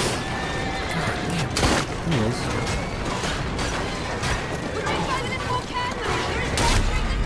Going to have to jump! What about the chest? Leave it! Jump! Now! Alright, fucking jump. That was stressful. Well, that was fun. Thanks for the invitation. Let's do it again. Damn it.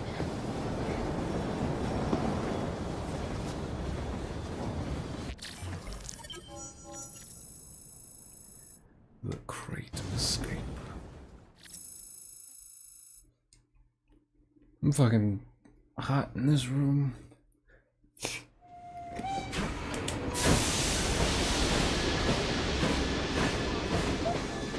We fixed up the train for you. Lack of paint, new rugs from Camden Loch, and my wee sister, the seamstress, did a discount that's on the definitely. curtains. Is it? Because I don't know what Welsh slang. But I know Horizon from Apex has some slang. I don't even know if she's Scottish. I think she is.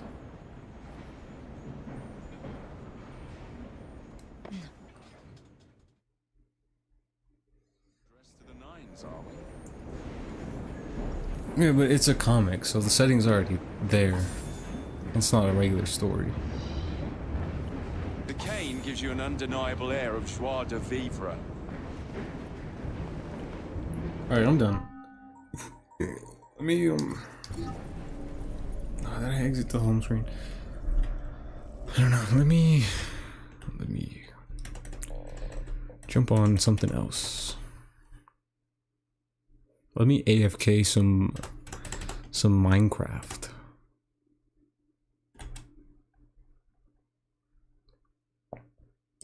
And read scary stories. Just before I go to bed. It's hot. It's so fucking hot. Just like me.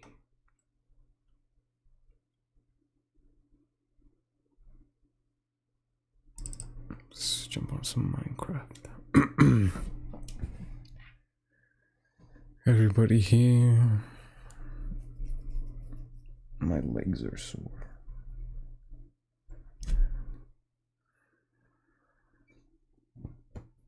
Leg day sucks. Leg day only sucks if you don't do legs. Do legs every day.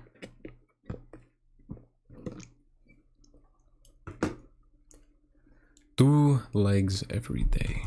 Just a little bit. Always stretch as well.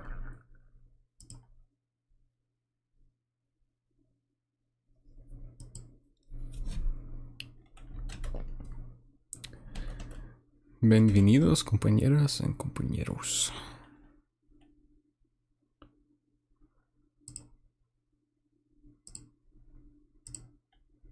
Hello.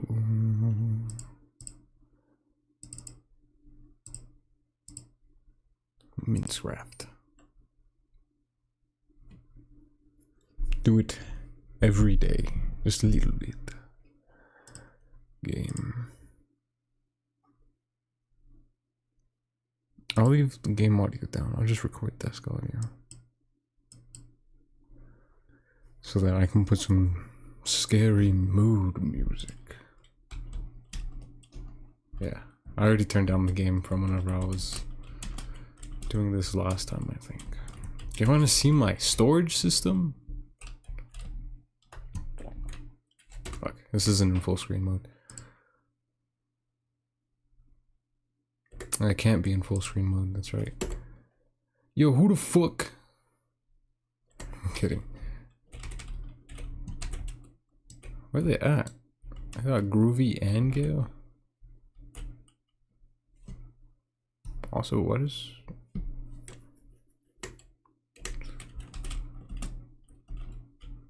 Look at my storage system. Look at it. It's a little small right now, but look at all this redstone. And these hoppers. It doesn't fully work yet, because I haven't set up the water system, but... Look at it. It's gonna be way bigger once I can get the hang of it. But I need to redo the shape of the room, and everything needs to be covered up. Like all that you're not supposed to see. Everything.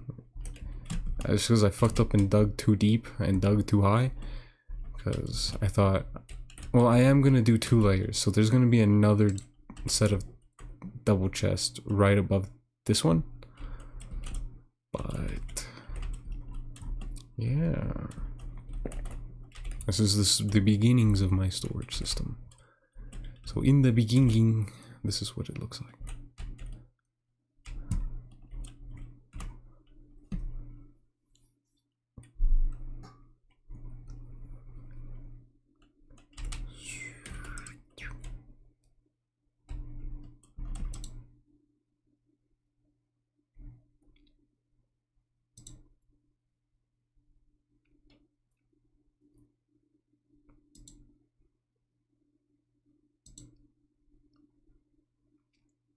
The fuck am I? What the hell?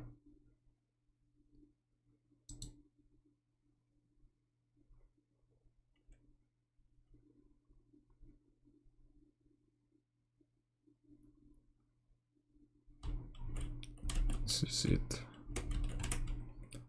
So this is love.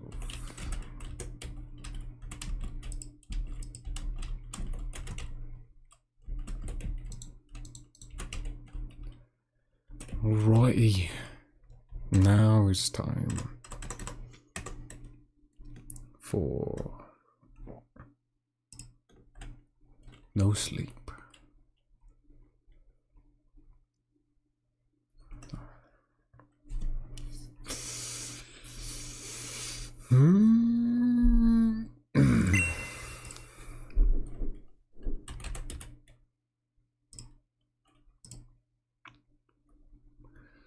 Don't do like what I...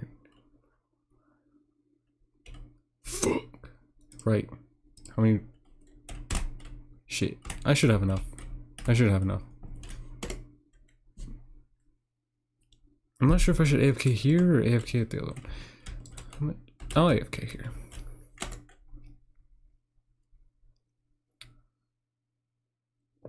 Give me un momento.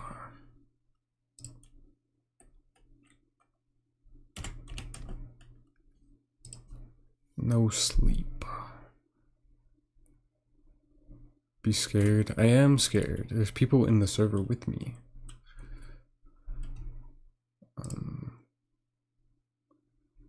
No. Should I go on top?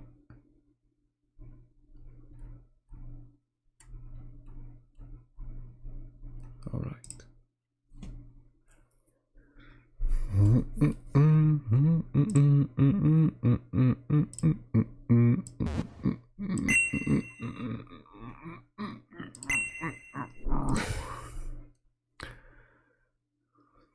Bubble the women are still in the game. Yeah. He never changed it. It's fine though. Let me listen to the music. Where is it?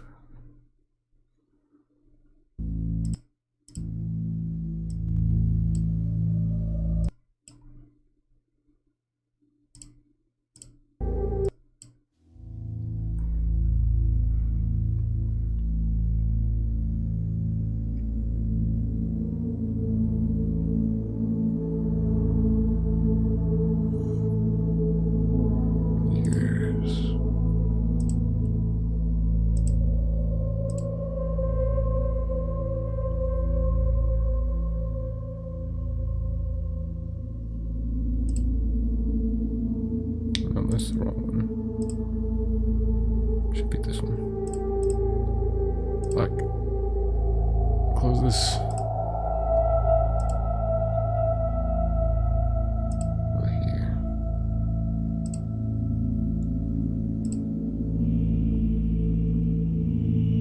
Yes, and see, right? Okay.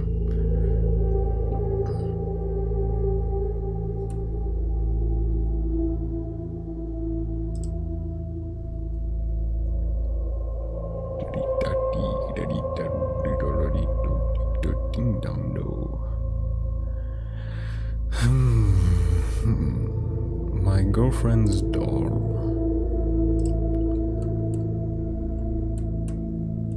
This one seems okay enough. 2 days ago.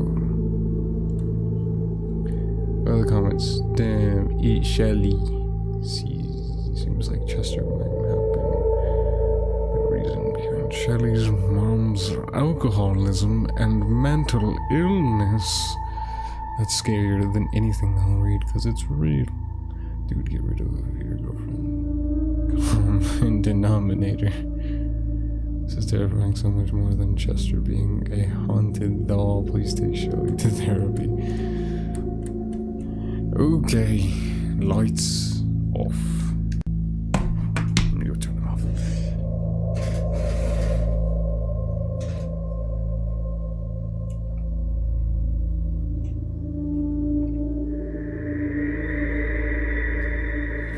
Morning.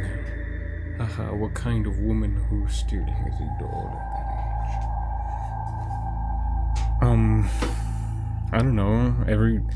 I mean, it's a problem here. I'm not sure if you count stuffed animals, but dolls are pretty much stuffed animals. Or stuffed animals are pretty much dolls. Brawl Stars, look at this.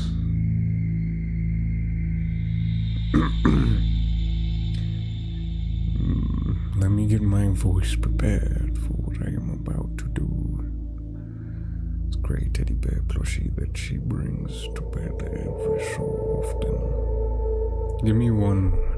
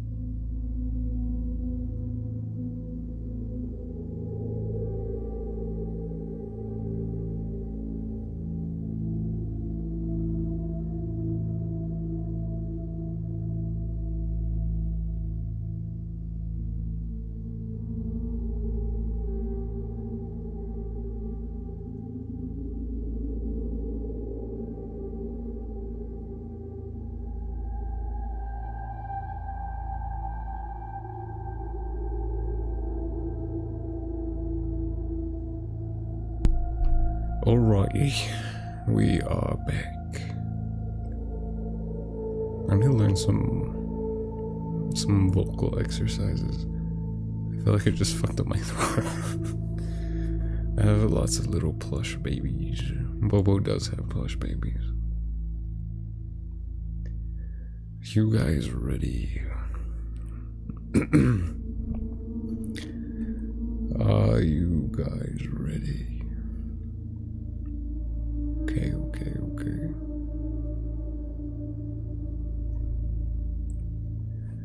Moving in with your girlfriend is a time of extreme excitement and stress. You get to cohabitate. You get to cohabitate with your lover, but you also have to uproot not one but two separate apartments and graft them together. Shelley and I characteristically waited until the final hour to pack her apartment, and in doing so, found ourselves strung out and at what the fuck, dude? This is why I don't read. And this is why I should just do the video instead. Moving in with your girlfriend is a time of extreme excitement and stress. You get to cohabitate with your lover, but you also have to uproot not one but 2 separate apartments and graft them together. Shelley and I characteristically waited until the final hour to pack our apartment, and in doing so found ourselves strung out on Adderall and cigarettes, sorting through piles of junk in her closet at 2 in the morning. Despite the stress, I felt great joy as I helped sort through her things. I felt like an archaeologist studying the anthropology of the one woman I loved most. Her eyes lit up as she regaled me with stories of winning several blue ribbons at the 4-H competition as a teenager. What is that? I heard her wonderful laugh as we looked at all the ridiculous haircuts she had in her school photos and pointed to the boy she used to crush on. It further affirmed my love for her and made me excited about opening the chapter of our shared life. As we approached the bedrock of her closet, I discovered a box that read a Chester in scratchy red crown. "Hey babe, what's this?" I asked. "Oh wait, no, don't," she protested. But it was too late. I had already opened the box and jumped when I found a creepy wooden doll staring at me. Eggshell white paint, which somebody had applied carelessly in short, haphazard strokes, covered the doll's face, and the streaks of rogue on each cheek, which could not prevent it from looking utterly pallid. Its stringy black hair formed a cowlick in the back of its head, and its tattered, muddy clothes looked like they might disintegrate if touched. The worst part was its eyes, spaced slightly further than expected from the center. The bright blue pupils were set on bulging wooden balls, conveying an uncanny real earnestness. He seemed coiled up, trying to break free and lunge at me. "Oh, sorry," Shelley said, giggling nervously. "I didn't want you to see this. I'll throw it away now. Sorry." "What's the matter?" I asked. "Or, of all the shit we've gone through tonight, this is hardly the most embarrassing. You really shouldn't be ashamed. You don't get to decide what I feel ashamed about," she snapped.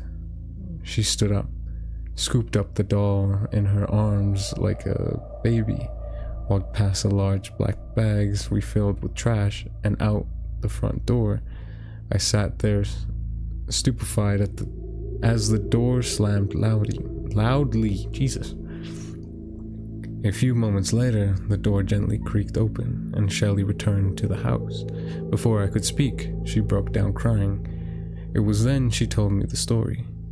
The doll, Chester, had been in their family for years. It was her grandmother's first and passed down to Shelley's mom, and then to Shelley.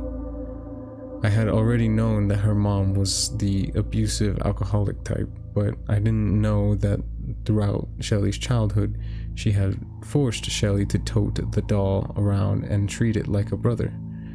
Soccer practice, piano recitals, friends' parties, the doll came with her anywhere she went. If it weren't bad enough to lug it in everywhere, her mom would punish her if she didn't talk to it as if it were real. It chaperoned her when she started going on first dates with boys when she was 15. As you can imagine, this didn't work out well for any involved parties. Until Chester started chaperoning dates, Shelley had placated her mother, found it the simplest solution to avoid the brunt of the drunken beatings. However, the threat of becoming a social pariah in the middle school overcame the threat of violence.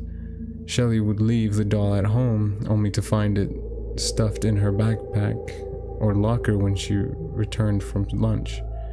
Try as she might, she couldn't escape it. It wasn't until Shelley's mother passed, coincidentally right as Shelley was packing to leave for college, that she realized she couldn't bring herself to leave Chester behind. At the last moment, she threw Chester in a brown box, loaded it into her Subaru, and drove across country to college. It remained packed in various closets throughout her mid-20s, a relic of her mother's abuse that she couldn't get rid of. We stayed up the rest of the night together, talking. I listened to her stories and tried to be a supportive partner. Everyone brings their shit to a relationship, and I couldn't stand to see her in so much pain. The following day, she seemed better, so we finished packing and spent the rest of the weekend slogging through move-in tasks. At the end of it, we found ourselves physically beat down, emotionally drained, but fully moved into our new house. We still had a lot of work to do on the place, but we saved a fortune by renovating an old, run-down cabin in the woods. Months passed, and I didn't think about Chester or Shelley's abusive family. That was until the doll started following me too. It started one day when I pulled a book off the shelf and found it crammed in the back of the bookcase, eyes aligned with the spine of the book so its big blue eyes were staring straight at me. I figured Shelley was pulling a macabre prank. She knew I would start reading Wuthering Heights. She knew I start reading Wuthering Heights, so she must have put it there to freak me out. I decided to brush it off. But of course, the pranks continued. Wherever I went, the doll seemed to pop up in our apartment. It was always when she was away, too, to add to the shock factor. Every time I brought it up to Shelley, she would look at me and the doll, stupefied, and protested that she hadn't done it and had no idea where it came from. Soon she started accusing me of putting Chester everywhere to prank her. It was becoming a very toxic situation. So after the fourth time I found it wasn't the bottom of our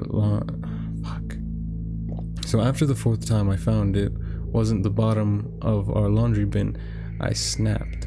I grabbed it by the scuff, but put it in the trash and handed the bag to the trash man. I told Shelley when she got home what I had done. She seemed nonplussed at first, but soon found an excuse to leave the house again, and did not return for several hours. The following day, I sleepily lumbered into the kitchen and reached into the pantry for the coffee beans, and there it was, the doll. He was sitting there with his porcelain white grin, taunting me. I grabbed it and charged into our bedroom where Shelley played video games with her headphones on. "We need to talk about this," I said, thrusting the doll at her. "I think you need therapy. If you want to keep it at this point, that's fine, but stop making it follow me around. It's not funny." She slowly lowered her headphones and her ears, and her face twisted up as she was about to cry. I don't know what," she stuttered. "Shelley, I don't want to hurt your feelings, but I must be firm. If you insist on having the doll in the house, we may need to rethink our living situation." Finally, she interrupted, tears streaming down her face and sobs bellowing deeply from her chest. She hadn't cried like this since the night we were packing to move months prior. It was like I had lanced an infected wound, and it was pouring out toxic viscera. I tossed the doll down on the floor behind me, and it crumpled haphazardly. An unfamiliar voice cut through the air as I walked across the room to comfort my epileptic girlfriend.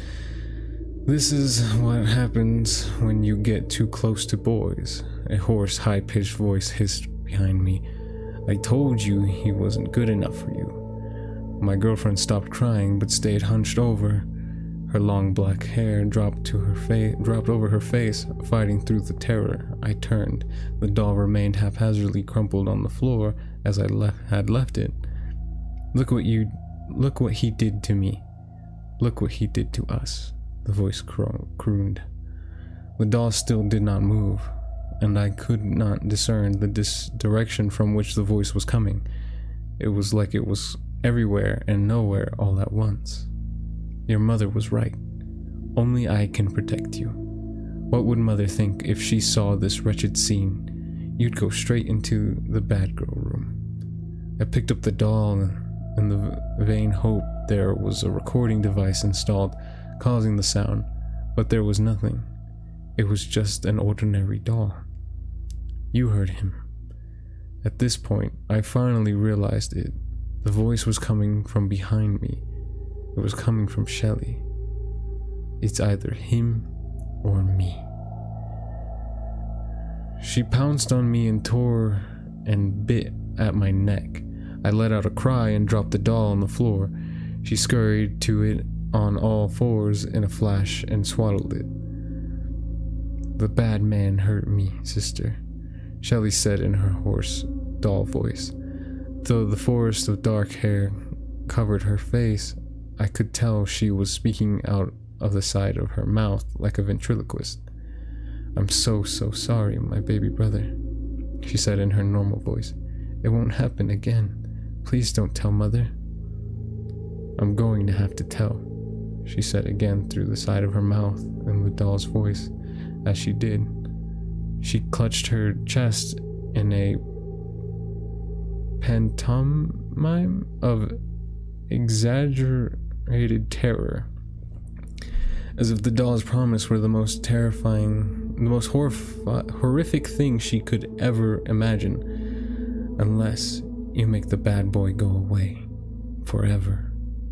She lay the doll down and rose to her feet. I tried to plead with her to calm down, but she launched at me with the fervor of a caged animal, thrashing, kicking, clawing, and biting.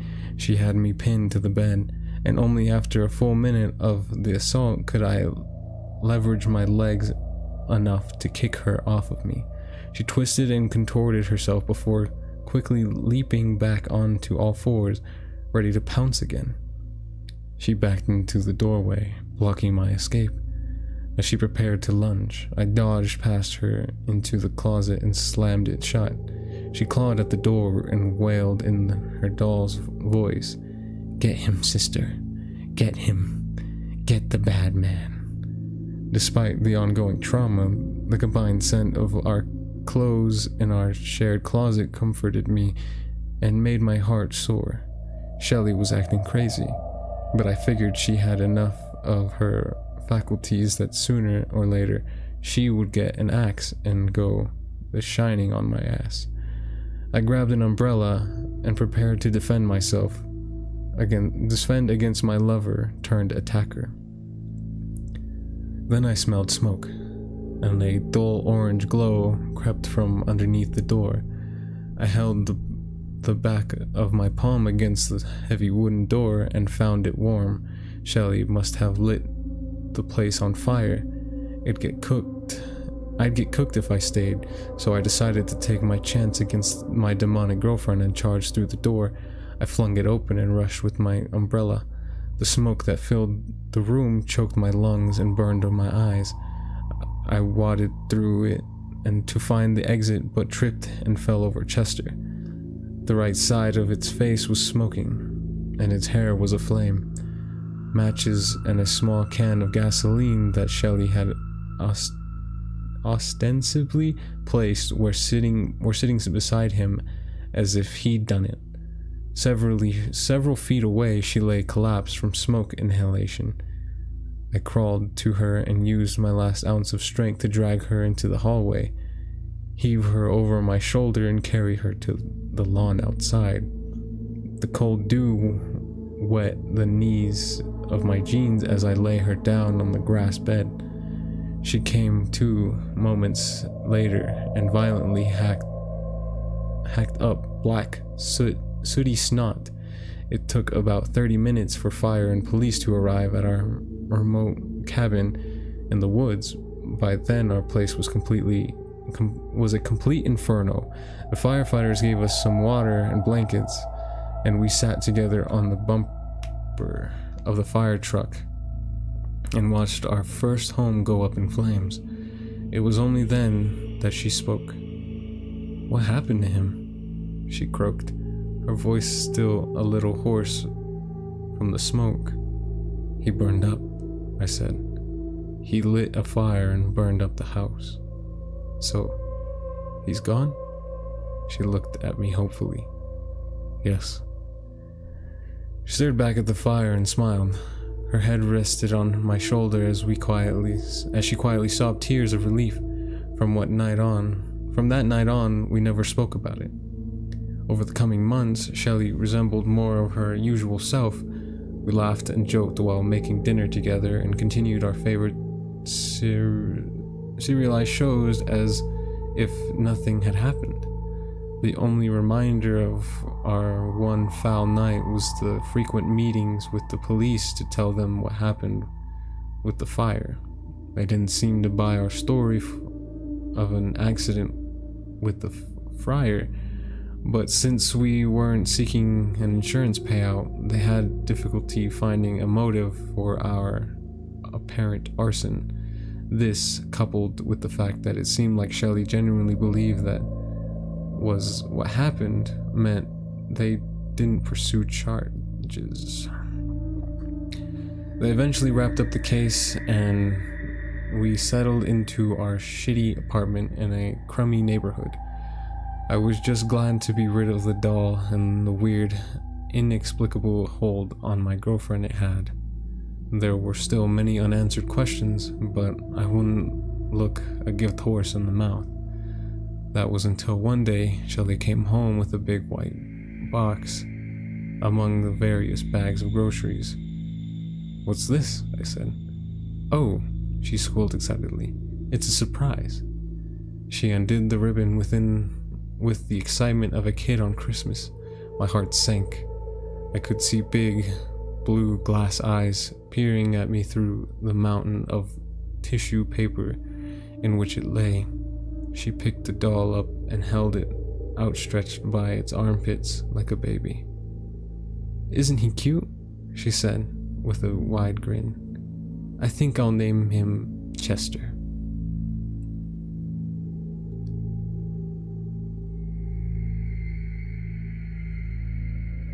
Alrighty.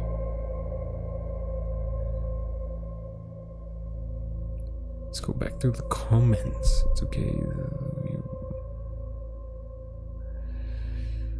I'm gonna call her back. She just doing a little trolling. A little quirky bit. Kinky roleplay. The question is, who is the one that enjoys the bite? Either it's Nate or Ozzy. Well, let me tell you again, bit. That's fine. Anyway, back to Minecraft. I disconnected from the server. What bullshit is that? You making me download shit. Bobo, I curse you.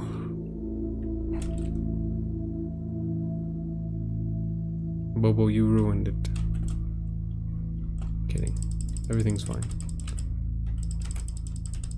No, my skin's broken. What'd you do? Bobo, you ruined everything. I'm kidding. It's fine. I don't care.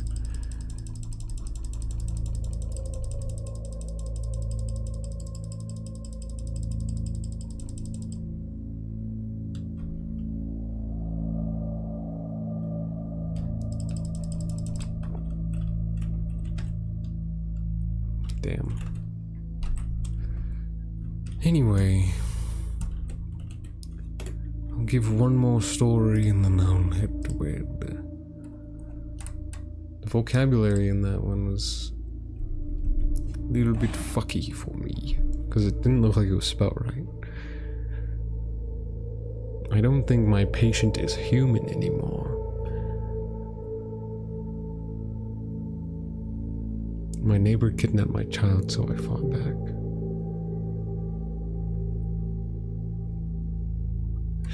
Let me see if I can find this story that I like, and I'll read it.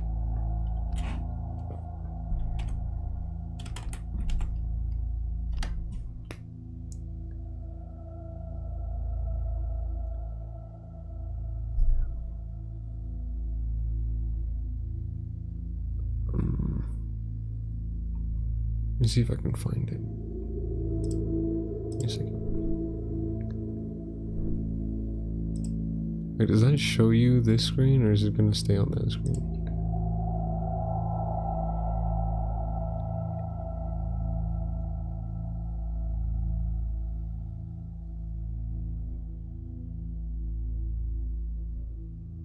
Second while this catches up.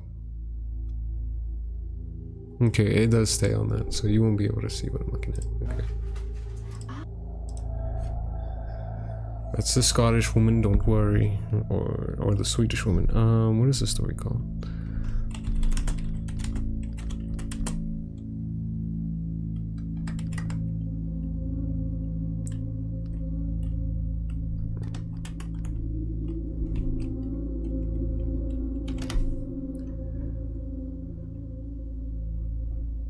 Fuck.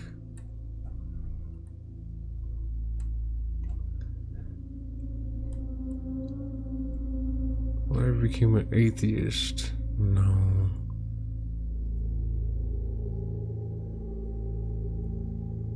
I don't know if I'll be able to find it, but there's this story that I like.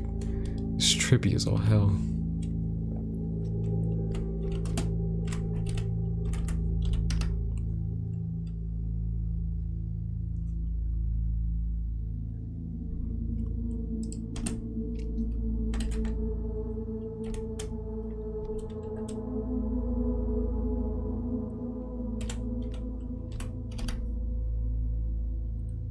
How I became God.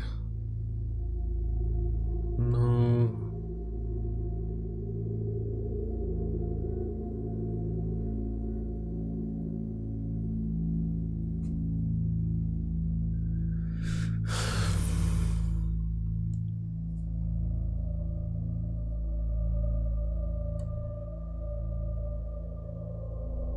Okay. We will read. What is this? I actually got a copyright strike from whenever I was reacting to the animated horror stories.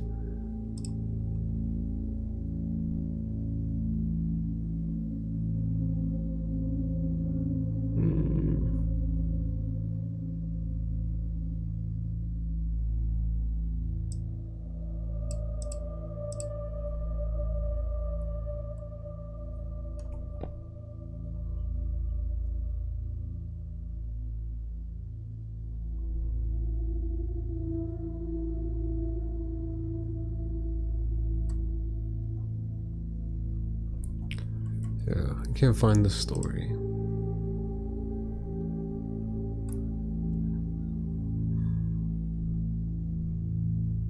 But I will say, if you guys like these horror stories that I read, I recommend watching The Dark Somnium. I fucking love it. He has a 24/7 stream of just horror stories, and I use them to fall asleep sometimes. I'll use this one.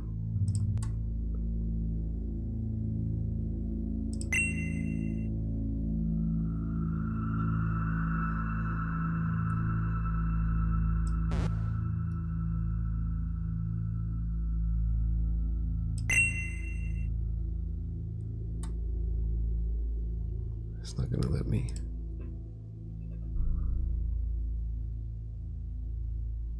Let's see, can I copy it? Copy page address.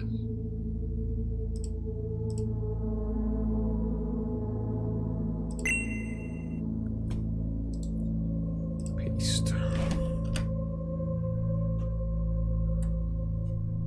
There we go.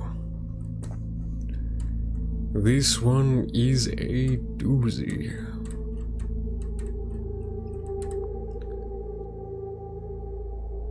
Okay.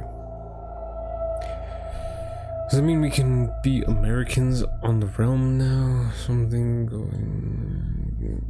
going crazy. Also, yes, Namna.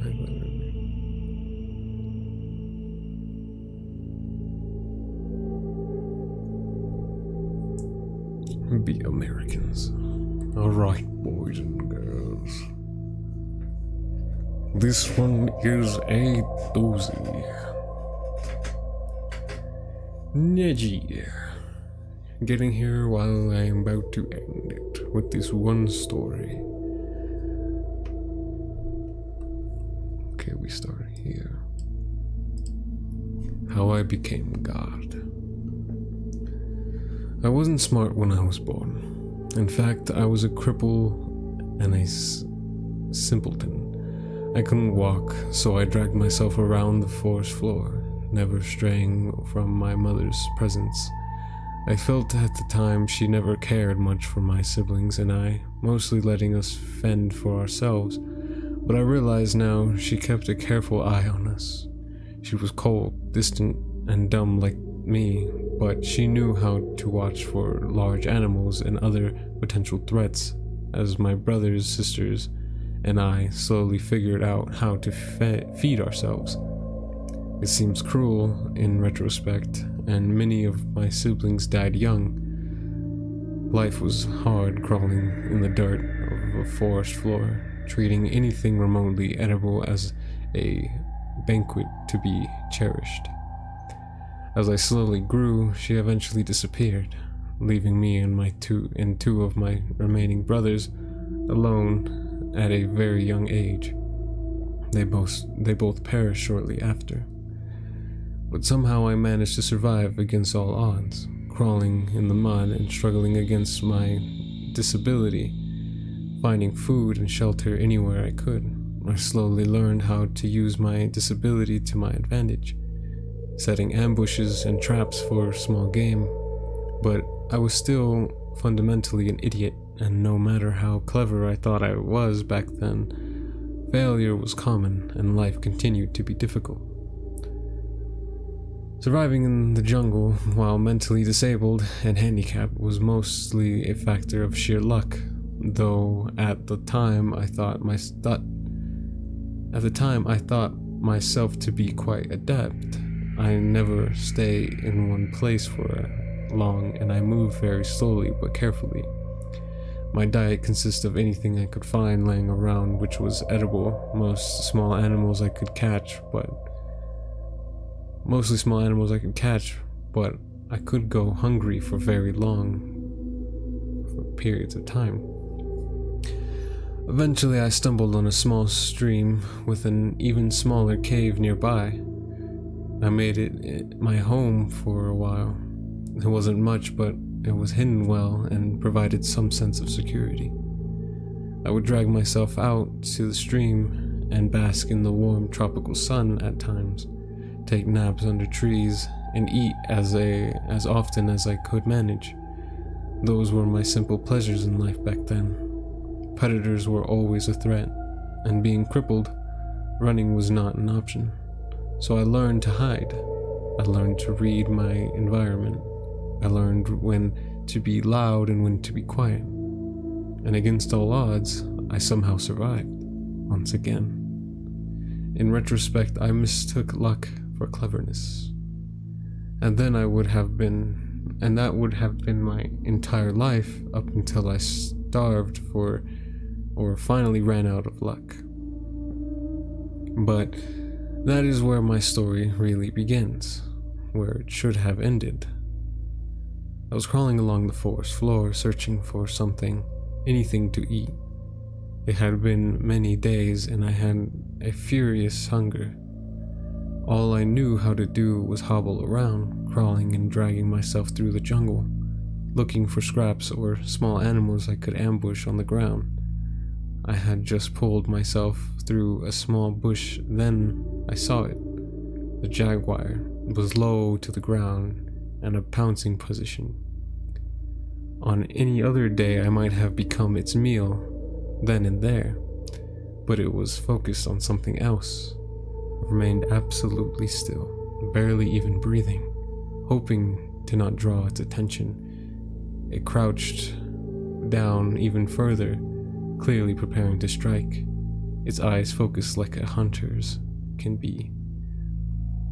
I dared a quick glance at its target, and what I saw was the most unusual bird, giant and dangerous in its own right, bright and colorful and nearly the size of the jaguar itself.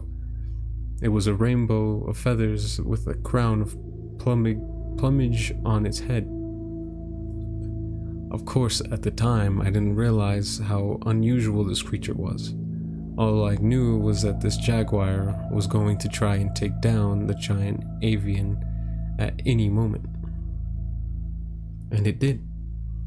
Try to, at least. The bird took flight the moment the jaguar left, and it soared into the canopy, the cap. Pursuing, I remained still for some time to see if it would return, but eventually eased out into the small clearage. There wasn't much a giant bird's nest, and to my delight, resting inside were 3 very large eggs of unusual color. Of course I ate them all right then and there, and then dragged myself back to my usual resting spot. Sleeping with a full belly was always its own reward. Well, that was when things started to change. Over the next few days, I started to notice things I hadn't been aware of before. Small things at first. Observations about my surroundings that I hadn't noticed before. The world looked a bit more colorful than it did, shapes a little more defined. I was able to pay attention to more things at once. As days turned into weeks, I started realizing I could make plans that were more sophisticated than just waiting silently for something to run by so I could grab it, or looking for scraps laying around. I started to devise clever traps, using rocks and other features of my environment to help me catch my food, choosing my resting locations in places where bushes and leaves would ensure I could hear predators on the ground. I was still a cripple, but I was growing smarter. I also began to grow bigger, a lot bigger. I had been an underfed runt most of my life, but in the span of several months, I had become a veritable giant. New words I'm learning. Well nourished now and nearly 6 feet, all muscle. I still had to crawl around, but I could do so with a speed and vigor I had never known. I felt optimistic and elated, but yet I had no idea what was still to come. As months turned to years, I was able to walk for the first time in my life. Few predators could stand before me now, as I stood nearly 12 feet tall, a titan of the forest, with the strength to match. I strolled carelessly through the trees, eating what I wished, when I wished, where I wished. I built my first house out of stone and fallen trees. I was the king of the jungle. And I climbed my first tree. I will never forget it. Hundreds of feet up in the forest canopy, I finally reached the sunlight atop the tallest tree I could find and looked out upon my domain, endless green as far as the eye could see in any direction. A playground which had once threatened to consume me, but which was now mine to explore freely, and so I did. I began to travel more. I discovered rivers, waterfalls, groves, huge cave systems, and giant sinkholes and lakes, and so many new types of plants and animals I had never seen. Frogs and birds, cats and spiders, animals which ate plants, and plants that ate animals. Over time, I took a special love of watching the tree monkeys, as they were the only other animals which seemed to express an intelligence like my own.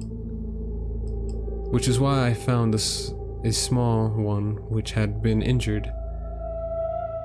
I carefully collected it and took it with me.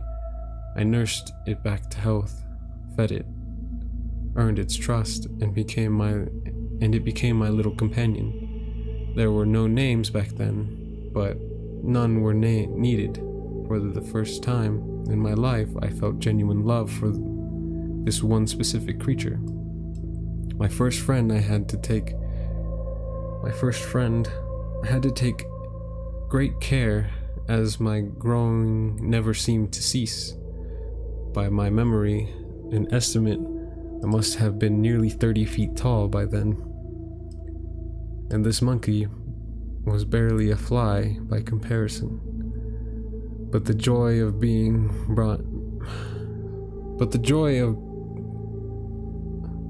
he brought me as we traveled together,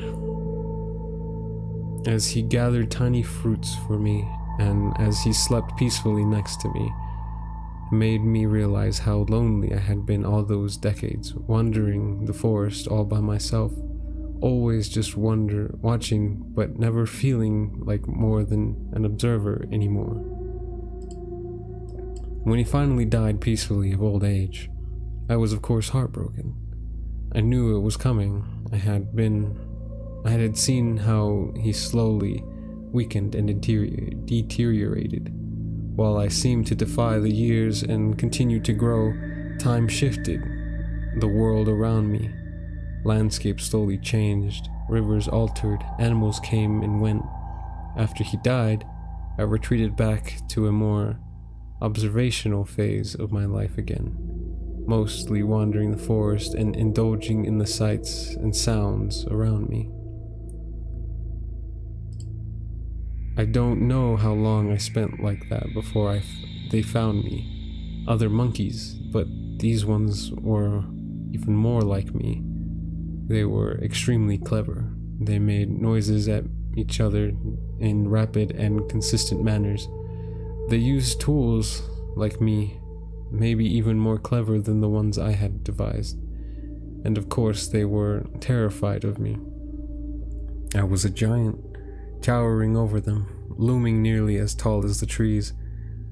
I mostly left them alone, but would sometimes go and watch over them. They built strange houses out of sticks and leaves, not too dissimilar to the one I had built out of rocks before I no longer had the need for such a thing.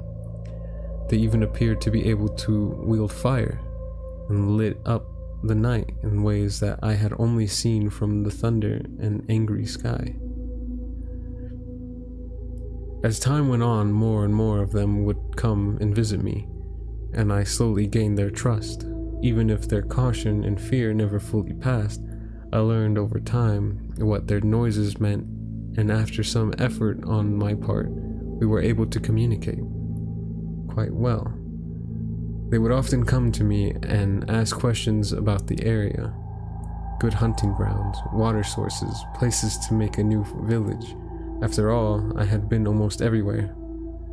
One day, some of them started leaving strange carvings in stone around where I slept.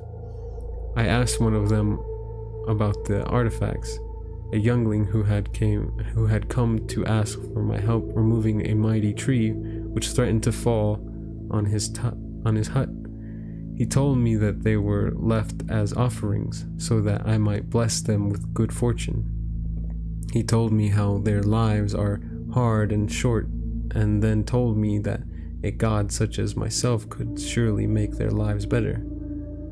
That was the first time I had encountered the concept of a god. I had taken a liking to these little ones, so I had already been aiding them with my knowledge whenever they would ask for it. But he was right. I could do more, much more. I remember the look of terror on many of the little people's faces as I towered over their village. Perhaps they were expecting some wrath for a perceived slight. I can't know, but I quickly made it clear I was there to help by removing the offending tree and setting it out of harm's way. Our relationship expanded quickly over the next few years, and they devised great and clever projects which took advantage of my size and related strength. In those years, we accomplished in days what would have taken them decades on their own. Were it even possible at all, we even replaced the village huts with a more durable collective structure. Stones stacked so tall that they dwarfed the trees around them. The giant pile of boulders was carefully stacked to create living space to spare, a crude pyramid of sorts. I would later come to realize. Okay, that's the end of that sentence. Things went well for a while, and I took a very active role in the lives of my new friends. It reminded me of my old monkey friend from so long ago, except this time there were many, and I could speak to them and share thoughts and feelings.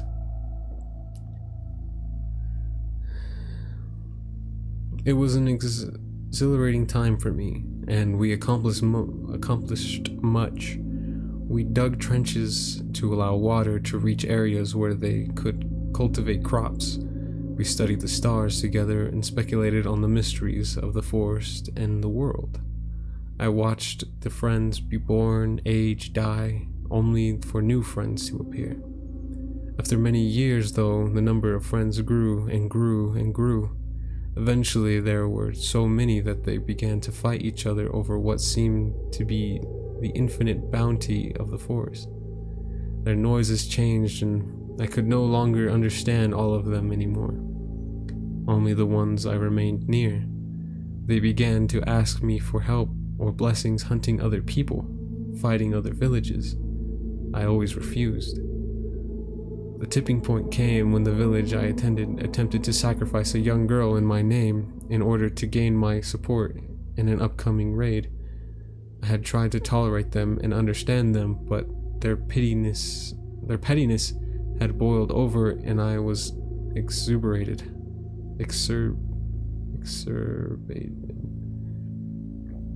There were too many people, too many villages, too many conflicts, too much sadness. It felt like I was crawling through the mud again, a dumb cripple, unsure what to do or where to go, and with little means to accomplish anything. I realized the moment they placed that little girl on the altar that I had forgotten what it meant to be helpless. So I accepted their sacrifice. I took the girl and I left the village and never returned. I went as far as I could away from that place, and I did my best to take care of that little girl. She was small and frightened at first, but grew to trust me over time. We traveled south until we reached a great cliff with a waterfall. Far away from the little people, I built her a little house of stone at the top of the cliff right next to the waterfall, with a spectacular view of the forest below. I didn't even think to ask her name until she took the initiative to tell me much later. Names have no meaning in the forest, but I discovered it was Sacient.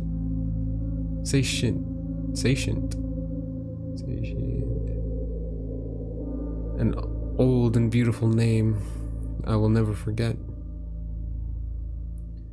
We were together for a long time. She grew up, And once again, more little people discovered us.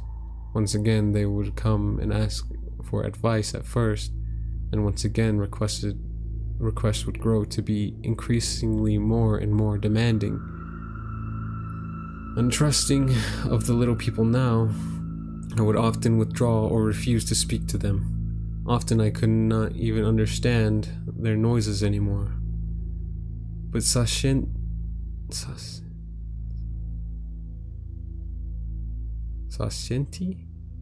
would take over and represent me in my steed. Jesus, I'm having trouble. In my steed,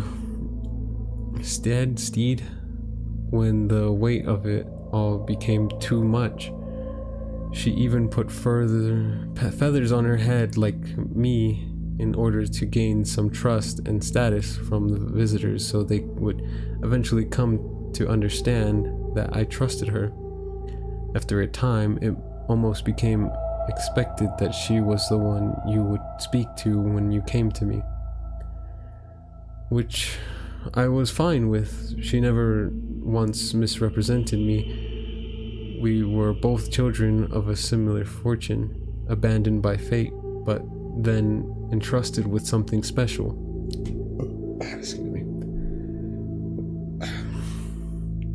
We could use to help others, and I knew she could be trustworthy. I slowly came to understand that she was good at what she did. I watched her mend divides, forge alliances, and eventually even end a war. I was a simple person of the forest, but she was a politician, and she knew how to use my name and power to change the little people, to make them better. I loved her more than I even loved the little monkey.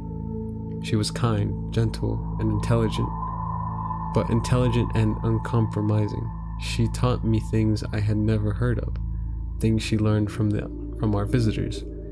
We had no needs,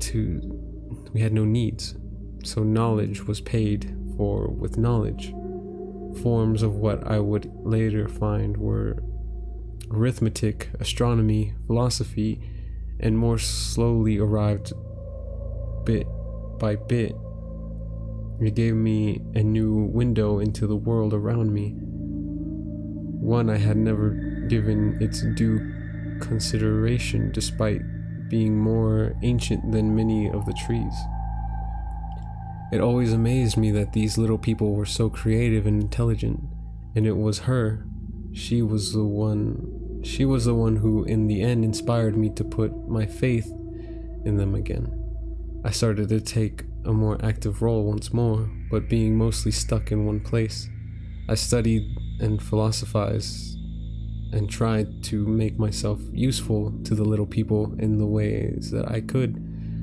I slurped up knowledge and I offered it back to any who asked. I was too big to move so freely around the woods now without laying waste to it, but the little people seemed more than happy to come to me.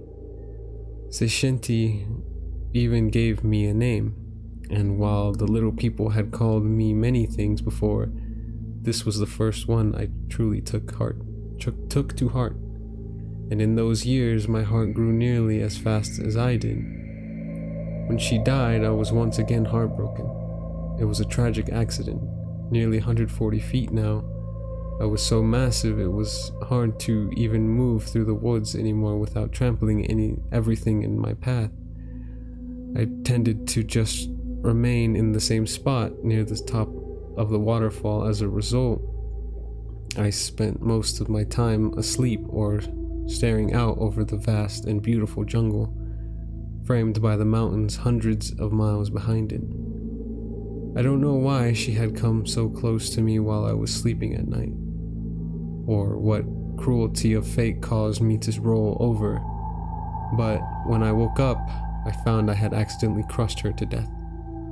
I could barely even recognize her.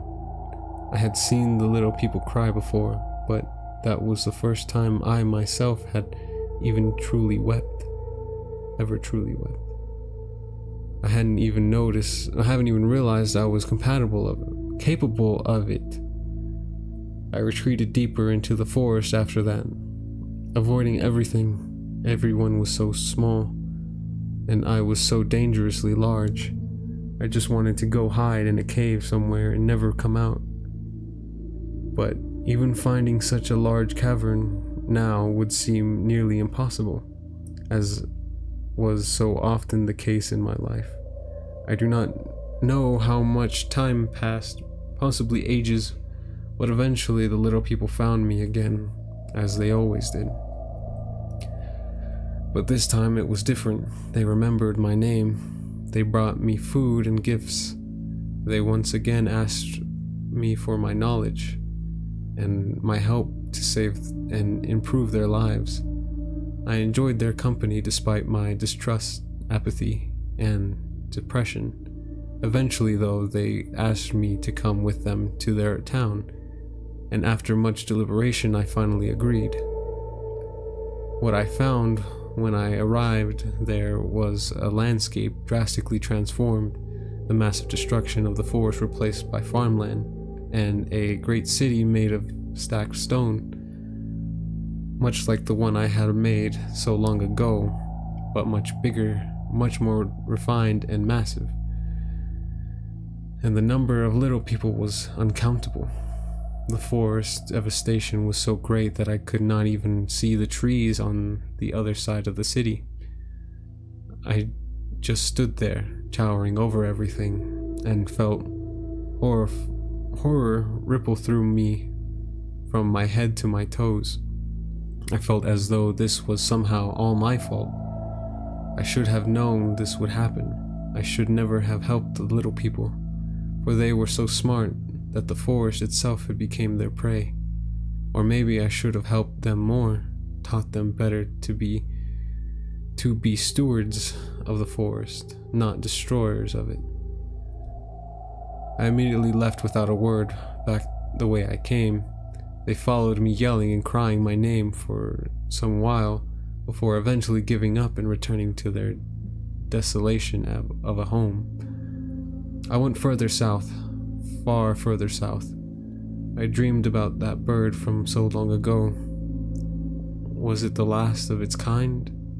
What destruction had I myself wrote on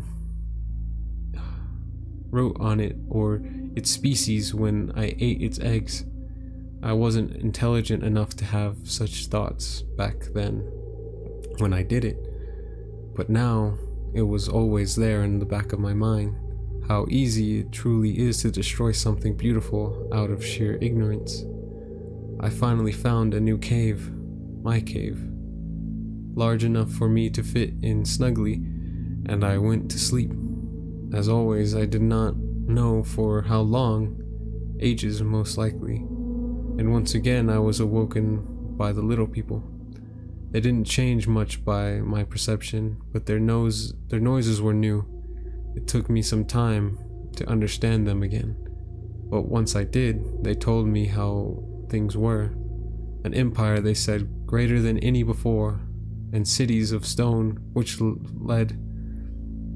fed the housed vast number of little people. I could only barely imagine how so many of them could survive on the fruits of the forest, but they told me they no longer needed the forest. They claimed to have tamed the wilds. I remember at one point asking one of their supposed wise men what had happened to the old little people who I had once seen doing the same thing. He told me their cities had been abandoned long ago and they had retreated back into the forest. They gave me some hope, and I believed that in time they too would return to the forest. I did not tell him what my thoughts, though. I simply sent him away.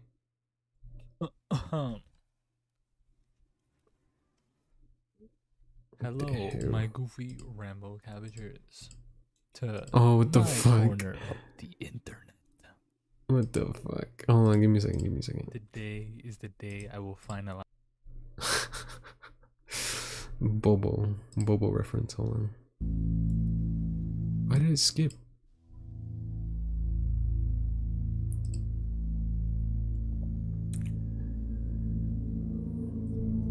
Where was I?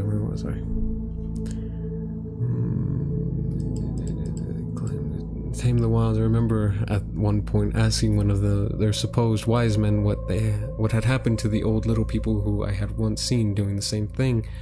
He told me their cities had been abandoned long ago and they had retreated back into the forest. This gave me some hope, and I believed that in time they too would return to the forest. I did not tell him my thoughts though, I simply sent him away. More and more of them flooded to me, and before I knew it, they were erecting monuments all around my cave, destroying trees and slaying animals in the process. I tried to chase them off, but they would always return eventually. I fled them in a fit of anger one night after years of fitful and interrupted slumber. I went further south. Eventually I found another home, one of many in my travels, but it was suitable, deep, dark, and hidden in the bowels of a sinkhole. Nobody but I could get down this deep into the earth, so here I would finally be safe to rest. No more little people, no more sadness. But this time it was a different kind of noise. Grating, whirring, ripping noises, alien noises, and the smell of fire and ash. I don't know how long had passed, but when I woke, deep in my hidden chamber, I knew something had changed. These were not noises of the forest or even noises of the little people. I had to investigate. When I peeked out of my cave, I stood up and looked over the trees to see smoke filling the air and huge swaths of forest completely burned to the ground. I went to go see what happened and observed the little people burning and chopping and tearing at the trees with strange tools I've never before seen. Noisy tools, violent tools. Some of them spotted me, and it wasn't long before they were screaming and fleeing in mass. I couldn't understand. There were no crops here, no city. Why were they destroying the forest? Burning it to the ground even. Not even using the wood from the trees as they used to do. I walked through the devastation and saw it stretched out seemingly forever. In the distance I saw strange buildings, very different from the stone and thatch ones I was familiar with. And vast herds of unusual animals I had never encountered before. The forest had turned to grassland and at the hands of the little people. I stood watch over the area for a few years, frightening off those who dared trespass. I wandered around and patrolled, destroying the infrastructure that the little people used to attack the forest wherever I found it. I took care never to hurt any of them, and it wasn't hard as they always fled in my presence. I became cold-hearted though, and felt the little people were a plague, a disease I had allowed to fester. Once again, I believe this was my fault, that it was something I could have prevented. Time continued to pass, many suns, many seasons, many years. I remember one day I saw a strange bird fly overhead. I know now it was an aeroplane, but at the time it reminded me of the bird from when I was just a young cripple. Giant and wandering, what new lands the birds would discover over there. Maybe ones without little people. No matter how much I tried, though, I couldn't stop the destruction. Always small groups, simple tools, and a lot of fire. I could not be everywhere at once. I felt despair. Time passed, but an old man found me one day and spoke to me in new and unusual noises. At first I ignored him, but he persisted and slept nearby every night, refusing to leave. He would come every day and make the same noises at me. He seemed harmless and I felt lonely, so on a whim I decided to let him stay for a while so that he might teach me the new noises. We were eventually able to speak more clearly. He gave me his name, Fabio, and he was also born in the forest. He told me many strange, wonderful, and terrible things. He told me about how the land was now used for raising cattle. He told me about how the silver bird was, in fact, a machine created by a little people. He told me what he knew about science, about history, about society. That there were entire nations of little people all over the world, that the little people had conquered it all. I came to feel he was like me, for he seemed saddened by it. He said there was nobody left who understood the old ways, living in the garden and only taking what you required. He told me few people believed in me anymore, that I was just a scary story told to frighten frontiersmen's children, or just a mythology told in schools, that those who claimed to have seen me were met with disbelief. And he said he had seen me as a child, when I had run off his parents at the edge of the forest, and that he had spent his whole life searching for me since then. The little people were always full of surprises. I took him in, and his welcome company and knowledge warmed me as I continued to hide in my cave. He taught me to play chess. He told wonderful stories and even brought me books. I had seen the scratches in stone from long ago, and and their meanings, but these were far more sophisticated. I learned to read, and I lusted after the knowledge. He would go out at once every few months and bring back more books, photographs, and at one point even a motion picture for me, which I devoured greedily. Years passed almost in an instant, and I barely even left the cave. Eventually he told me I would need to face my fears and do something about the encroaching little people who grew closer every day, but I knew he could see my wounded spirit, and he was kind and let me rest, never pressing me. He knew the little people had broken my heart. But what is broken can break again, and when he finally passed away a few years later, I found myself alone once more, timeless, not like the tree, but like the very stone I dwelled in. I knew everything around me was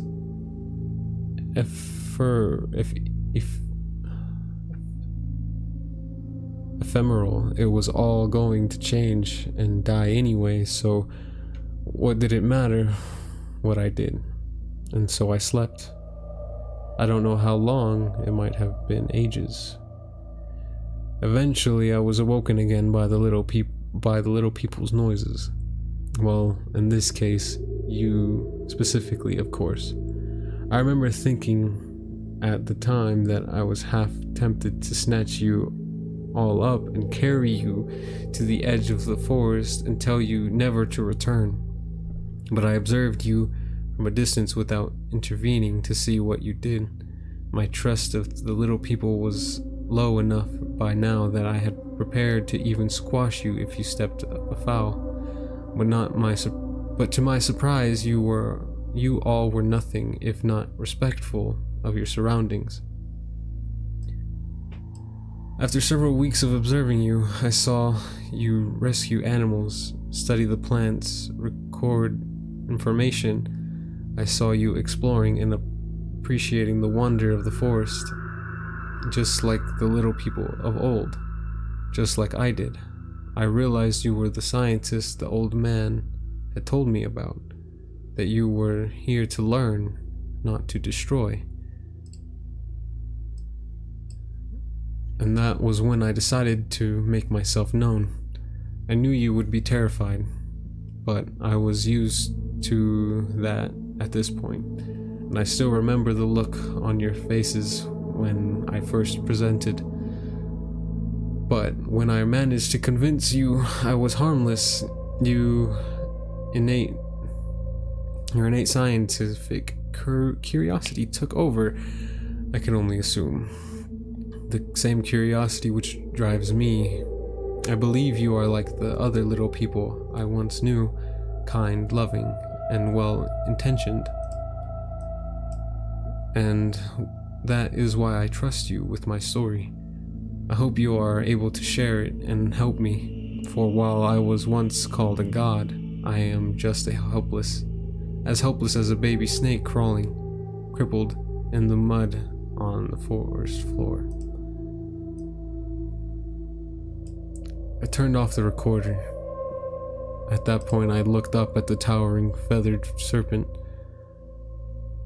Unfathomably large, I told him that was the last thing I needed and that I would return to see him again as soon as I could.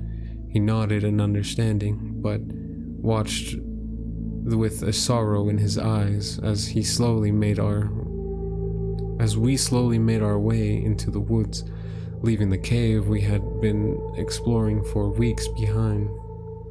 My colleagues and I had expected to discover an immense, undiscovered network with possible uncatalogued species. We had not expected to discover this particular uncatalogued species. As I write this log of his recording, we are setting up camp less than a day from the airship where we will be picked up. I don't know if anyone will believe me or if they will think I photoshopped our pictures, but the rest of the team agrees. We need to tread lightly, lest we bring him unwanted attention. But I have to do something. I still remember the first words he spoke to me.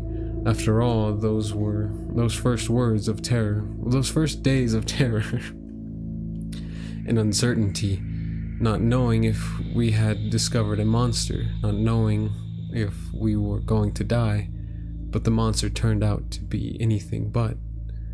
I'll never forget what he said the first time he spoke to us. I have been watching you. Do not fear. I have been here a long time. The world is changing, and I am crawling in the mud again.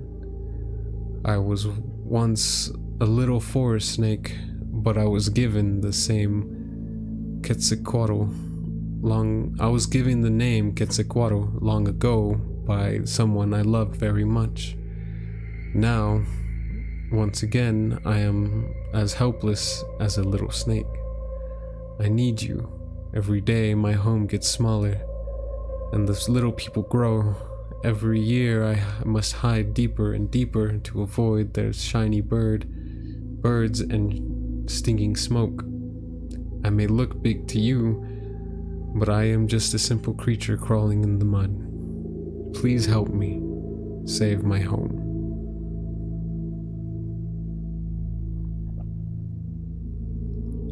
Wow. That one was long. By the way, Quetzalcoatl is a real thing. It is a Mayan god. No, Aztec. Quetzalcoatl.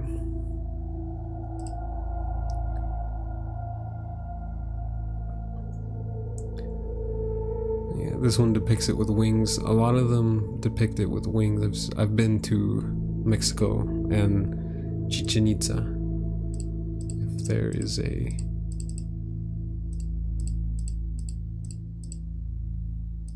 Can I... don't know how to spell Chichen Itza. Fuck, it was right there. Chichen Itza.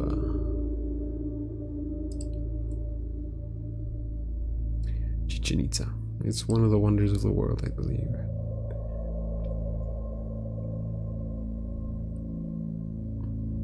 I've been here.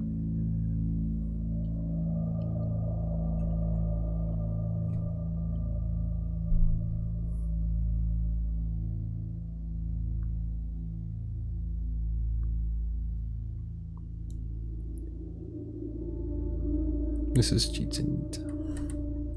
Quetzalcoatl. Quetzalcoatl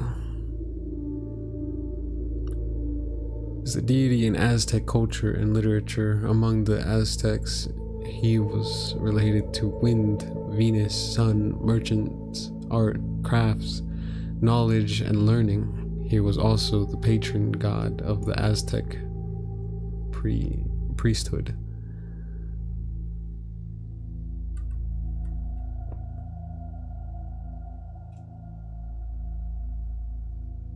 That's where Bobo said, do it now. Ozzy, how good is the Azusi? I do not have an Azusi. And even if I did, I wouldn't be able to tell you how good it is without testing it myself.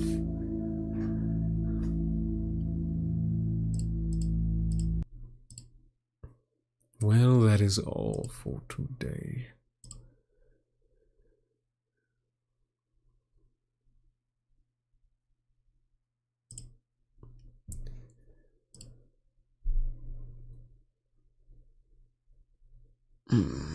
Kicked me out of the game once more. Fuck, it's hot. So it's just his perspective. It was the serpent telling his story to the scientist, and the scientist recording it. And at the end there is the scientist's thoughts on what the hell just happened. So we got the story of the serpent. And I love how this, like, that's my favorite type of storytelling, where it leaves you up, like, lets you interpret it as how you want to interpret it. It leads you in a direction that you think you might know what's going on, but then changes it. Like, the whole time, even though I know I've heard the story before, I was thinking about how this was a giant, like this was a humanoid creature.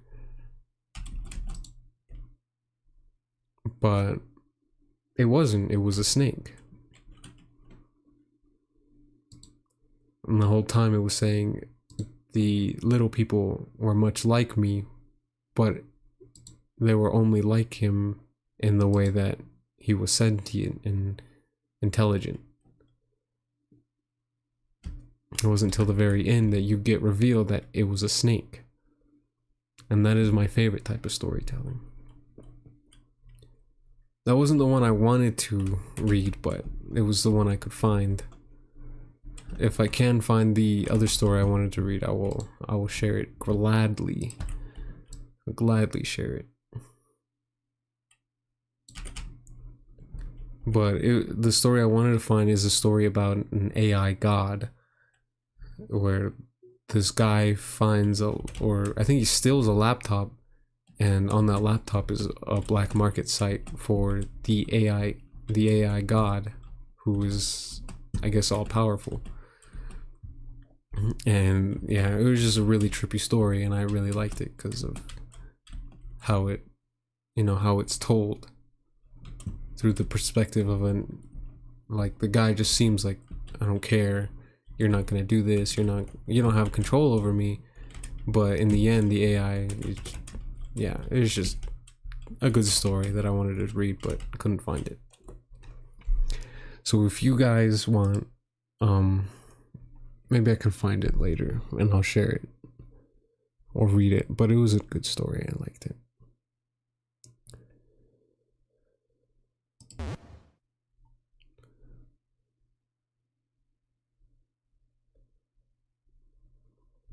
In which story?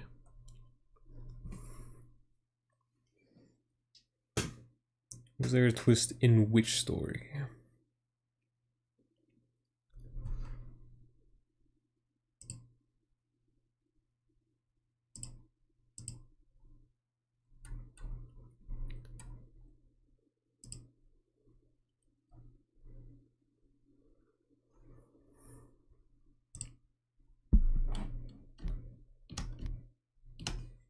Let me see if I can find it.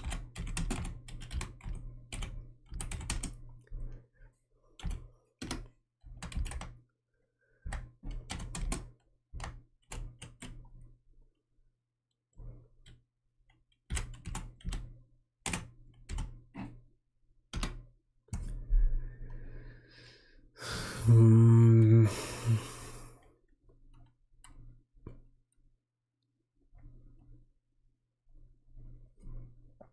The AI one I meant. Yeah, the AI one's twist was it was at the very end. Like, it confused the person so much that he believed he had something that he didn't have. I don't want to say it too much because I don't want to spoil the story and the twist, but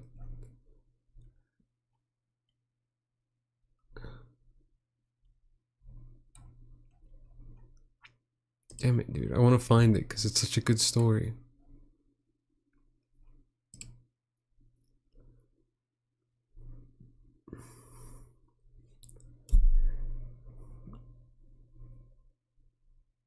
It's not in a hit because I was listening to it while it was on a live stream.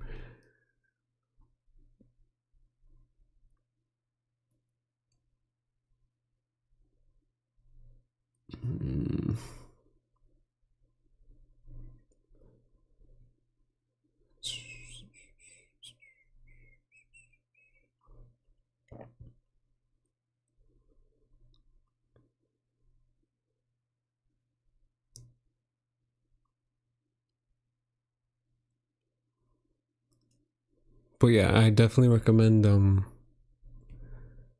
the Dark Somnium on YouTube. He reads a bunch of the no sleep stories and creepypasta stuff.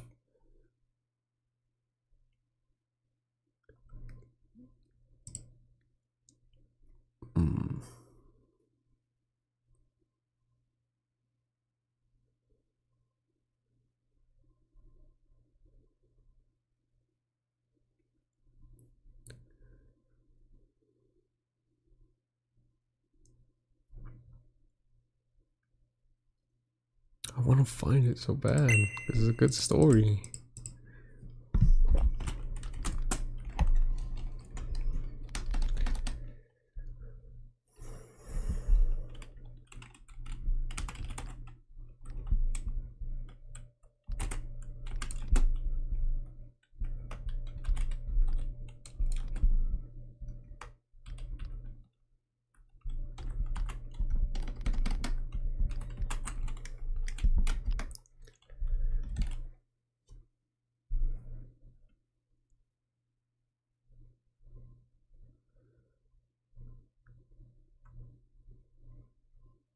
I don't think I'll ever be able to find that story again.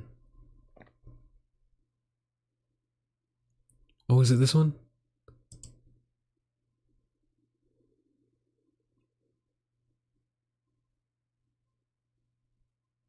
Is it this one?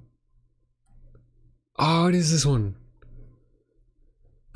It's too long for me to read. Oh wait, no, it's not. Oh yeah, it is. It's in like 6 different parts, 7 parts. I will link it in the chat. Or I'll link the video if I can find it. Let me see. Don't ever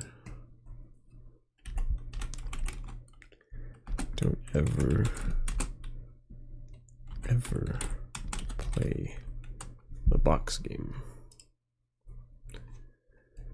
Dark Somnium, Dark Somnium, Dark Somnium, Dark Somnium, Dark Somnium. Is it the right one? Fuck, it might not even be the right one.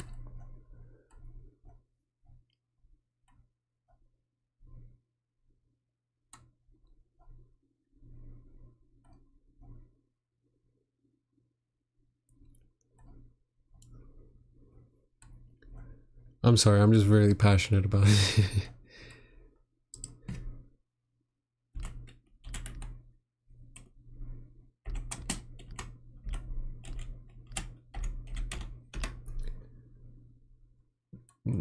Fuck.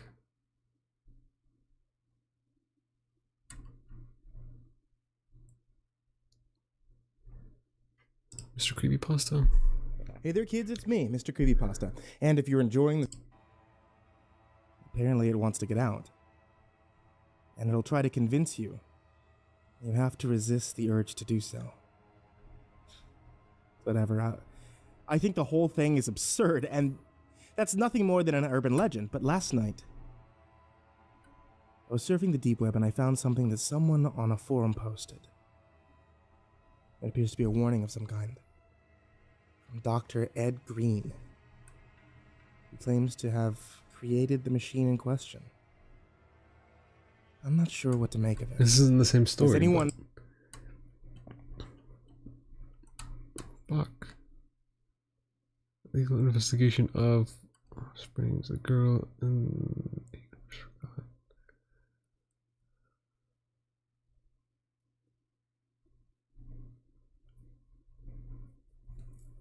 Damn it, dude, why can't I find it? I'm so disappointed. Because I was watching his stream and he only puts on his videos unless like he gets permission from someone else. But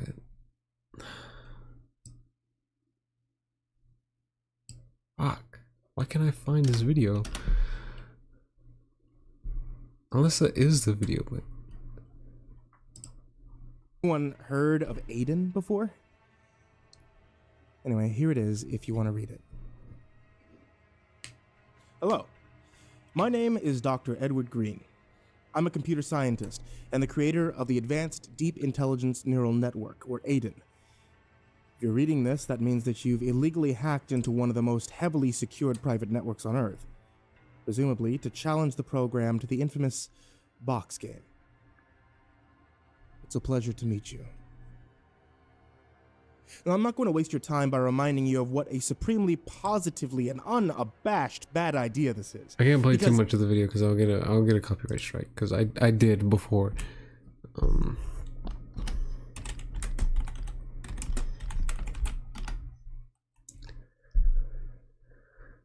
Mr. Creepypasta. I want to figure out. It's a fun game. Yes, it is. No.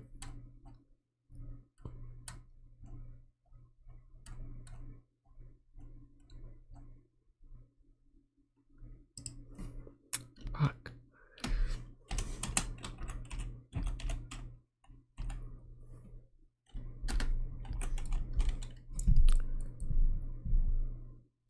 What's with the intro? What? I don't know. I'm too busy focusing.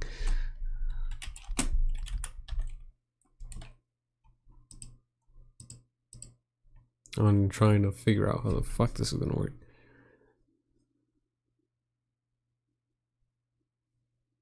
I find it. Is this it? It's like web.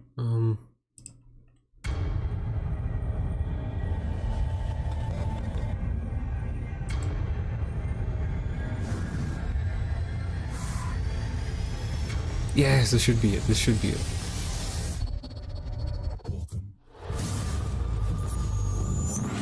God, this video is old, no?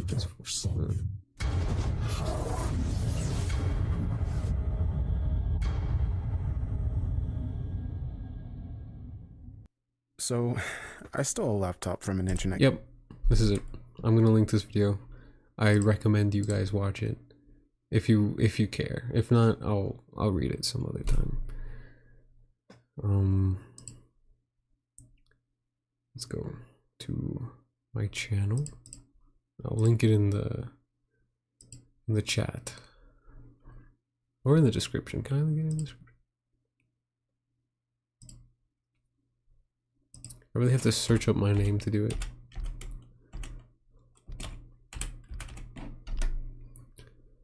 Vibin Bear.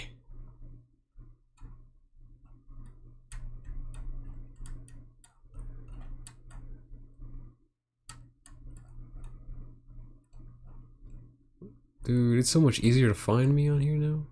Sick. Vitamin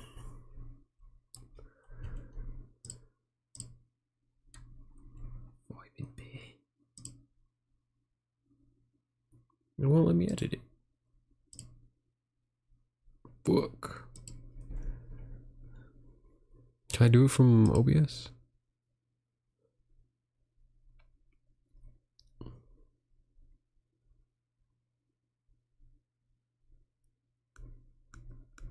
I don't think I can. Fuck. I'll link it in the chat then.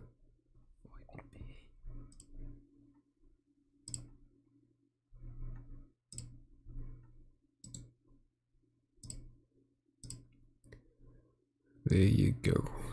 That stories is trippy. I'm not sure if it was only trippy because I was like half asleep listening to it, but I'm glad I found it. I'm gonna go like the video because it's amazing.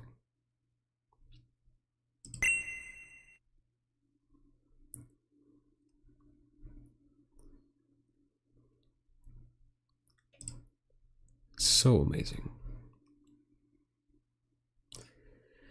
Anyway, I have to take a test tomorrow, so I'm gonna get ready for bed.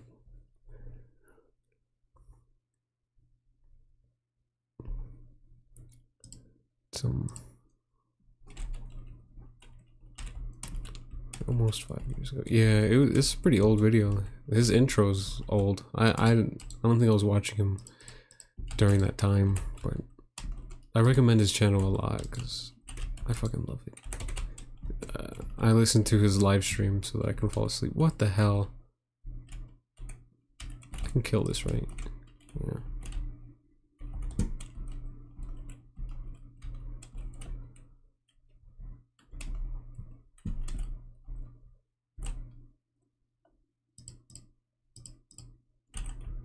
Alright, coolio.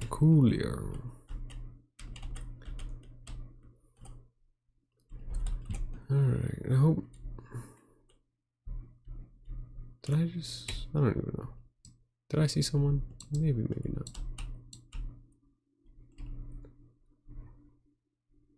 So this is my base.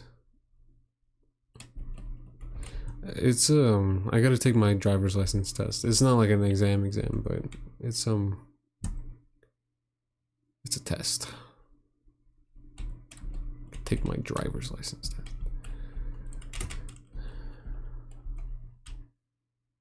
I need to get rid of that.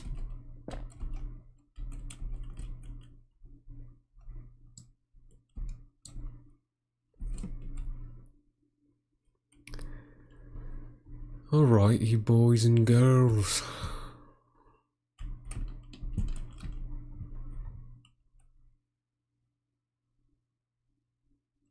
These are my pretties. I haven't named the cat yet. It's so weird. Also, the cat's ears aren't glued to its head. It's like stuck at wherever the body's facing. Oh no, it's fixed. They're fixed. That's crazy. Before the cat ears would only face where the body's facing and not where the other shit is facing. Sketty Noodle, Peanut, Ghost. I'll name this one some other time.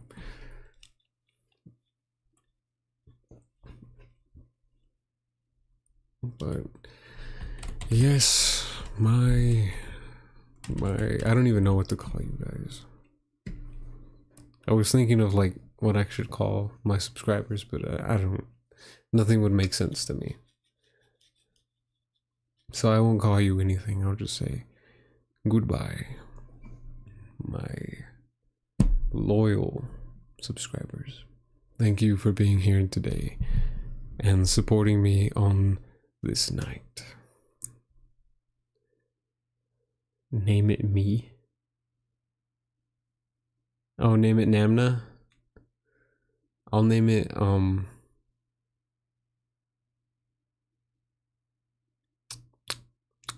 we'll see. You're gonna have to give me some dinero if you want me to name that cat after you. Alright. Good night, guys. I'll see you in the next one. This was only because Nate told me to stream. Alright.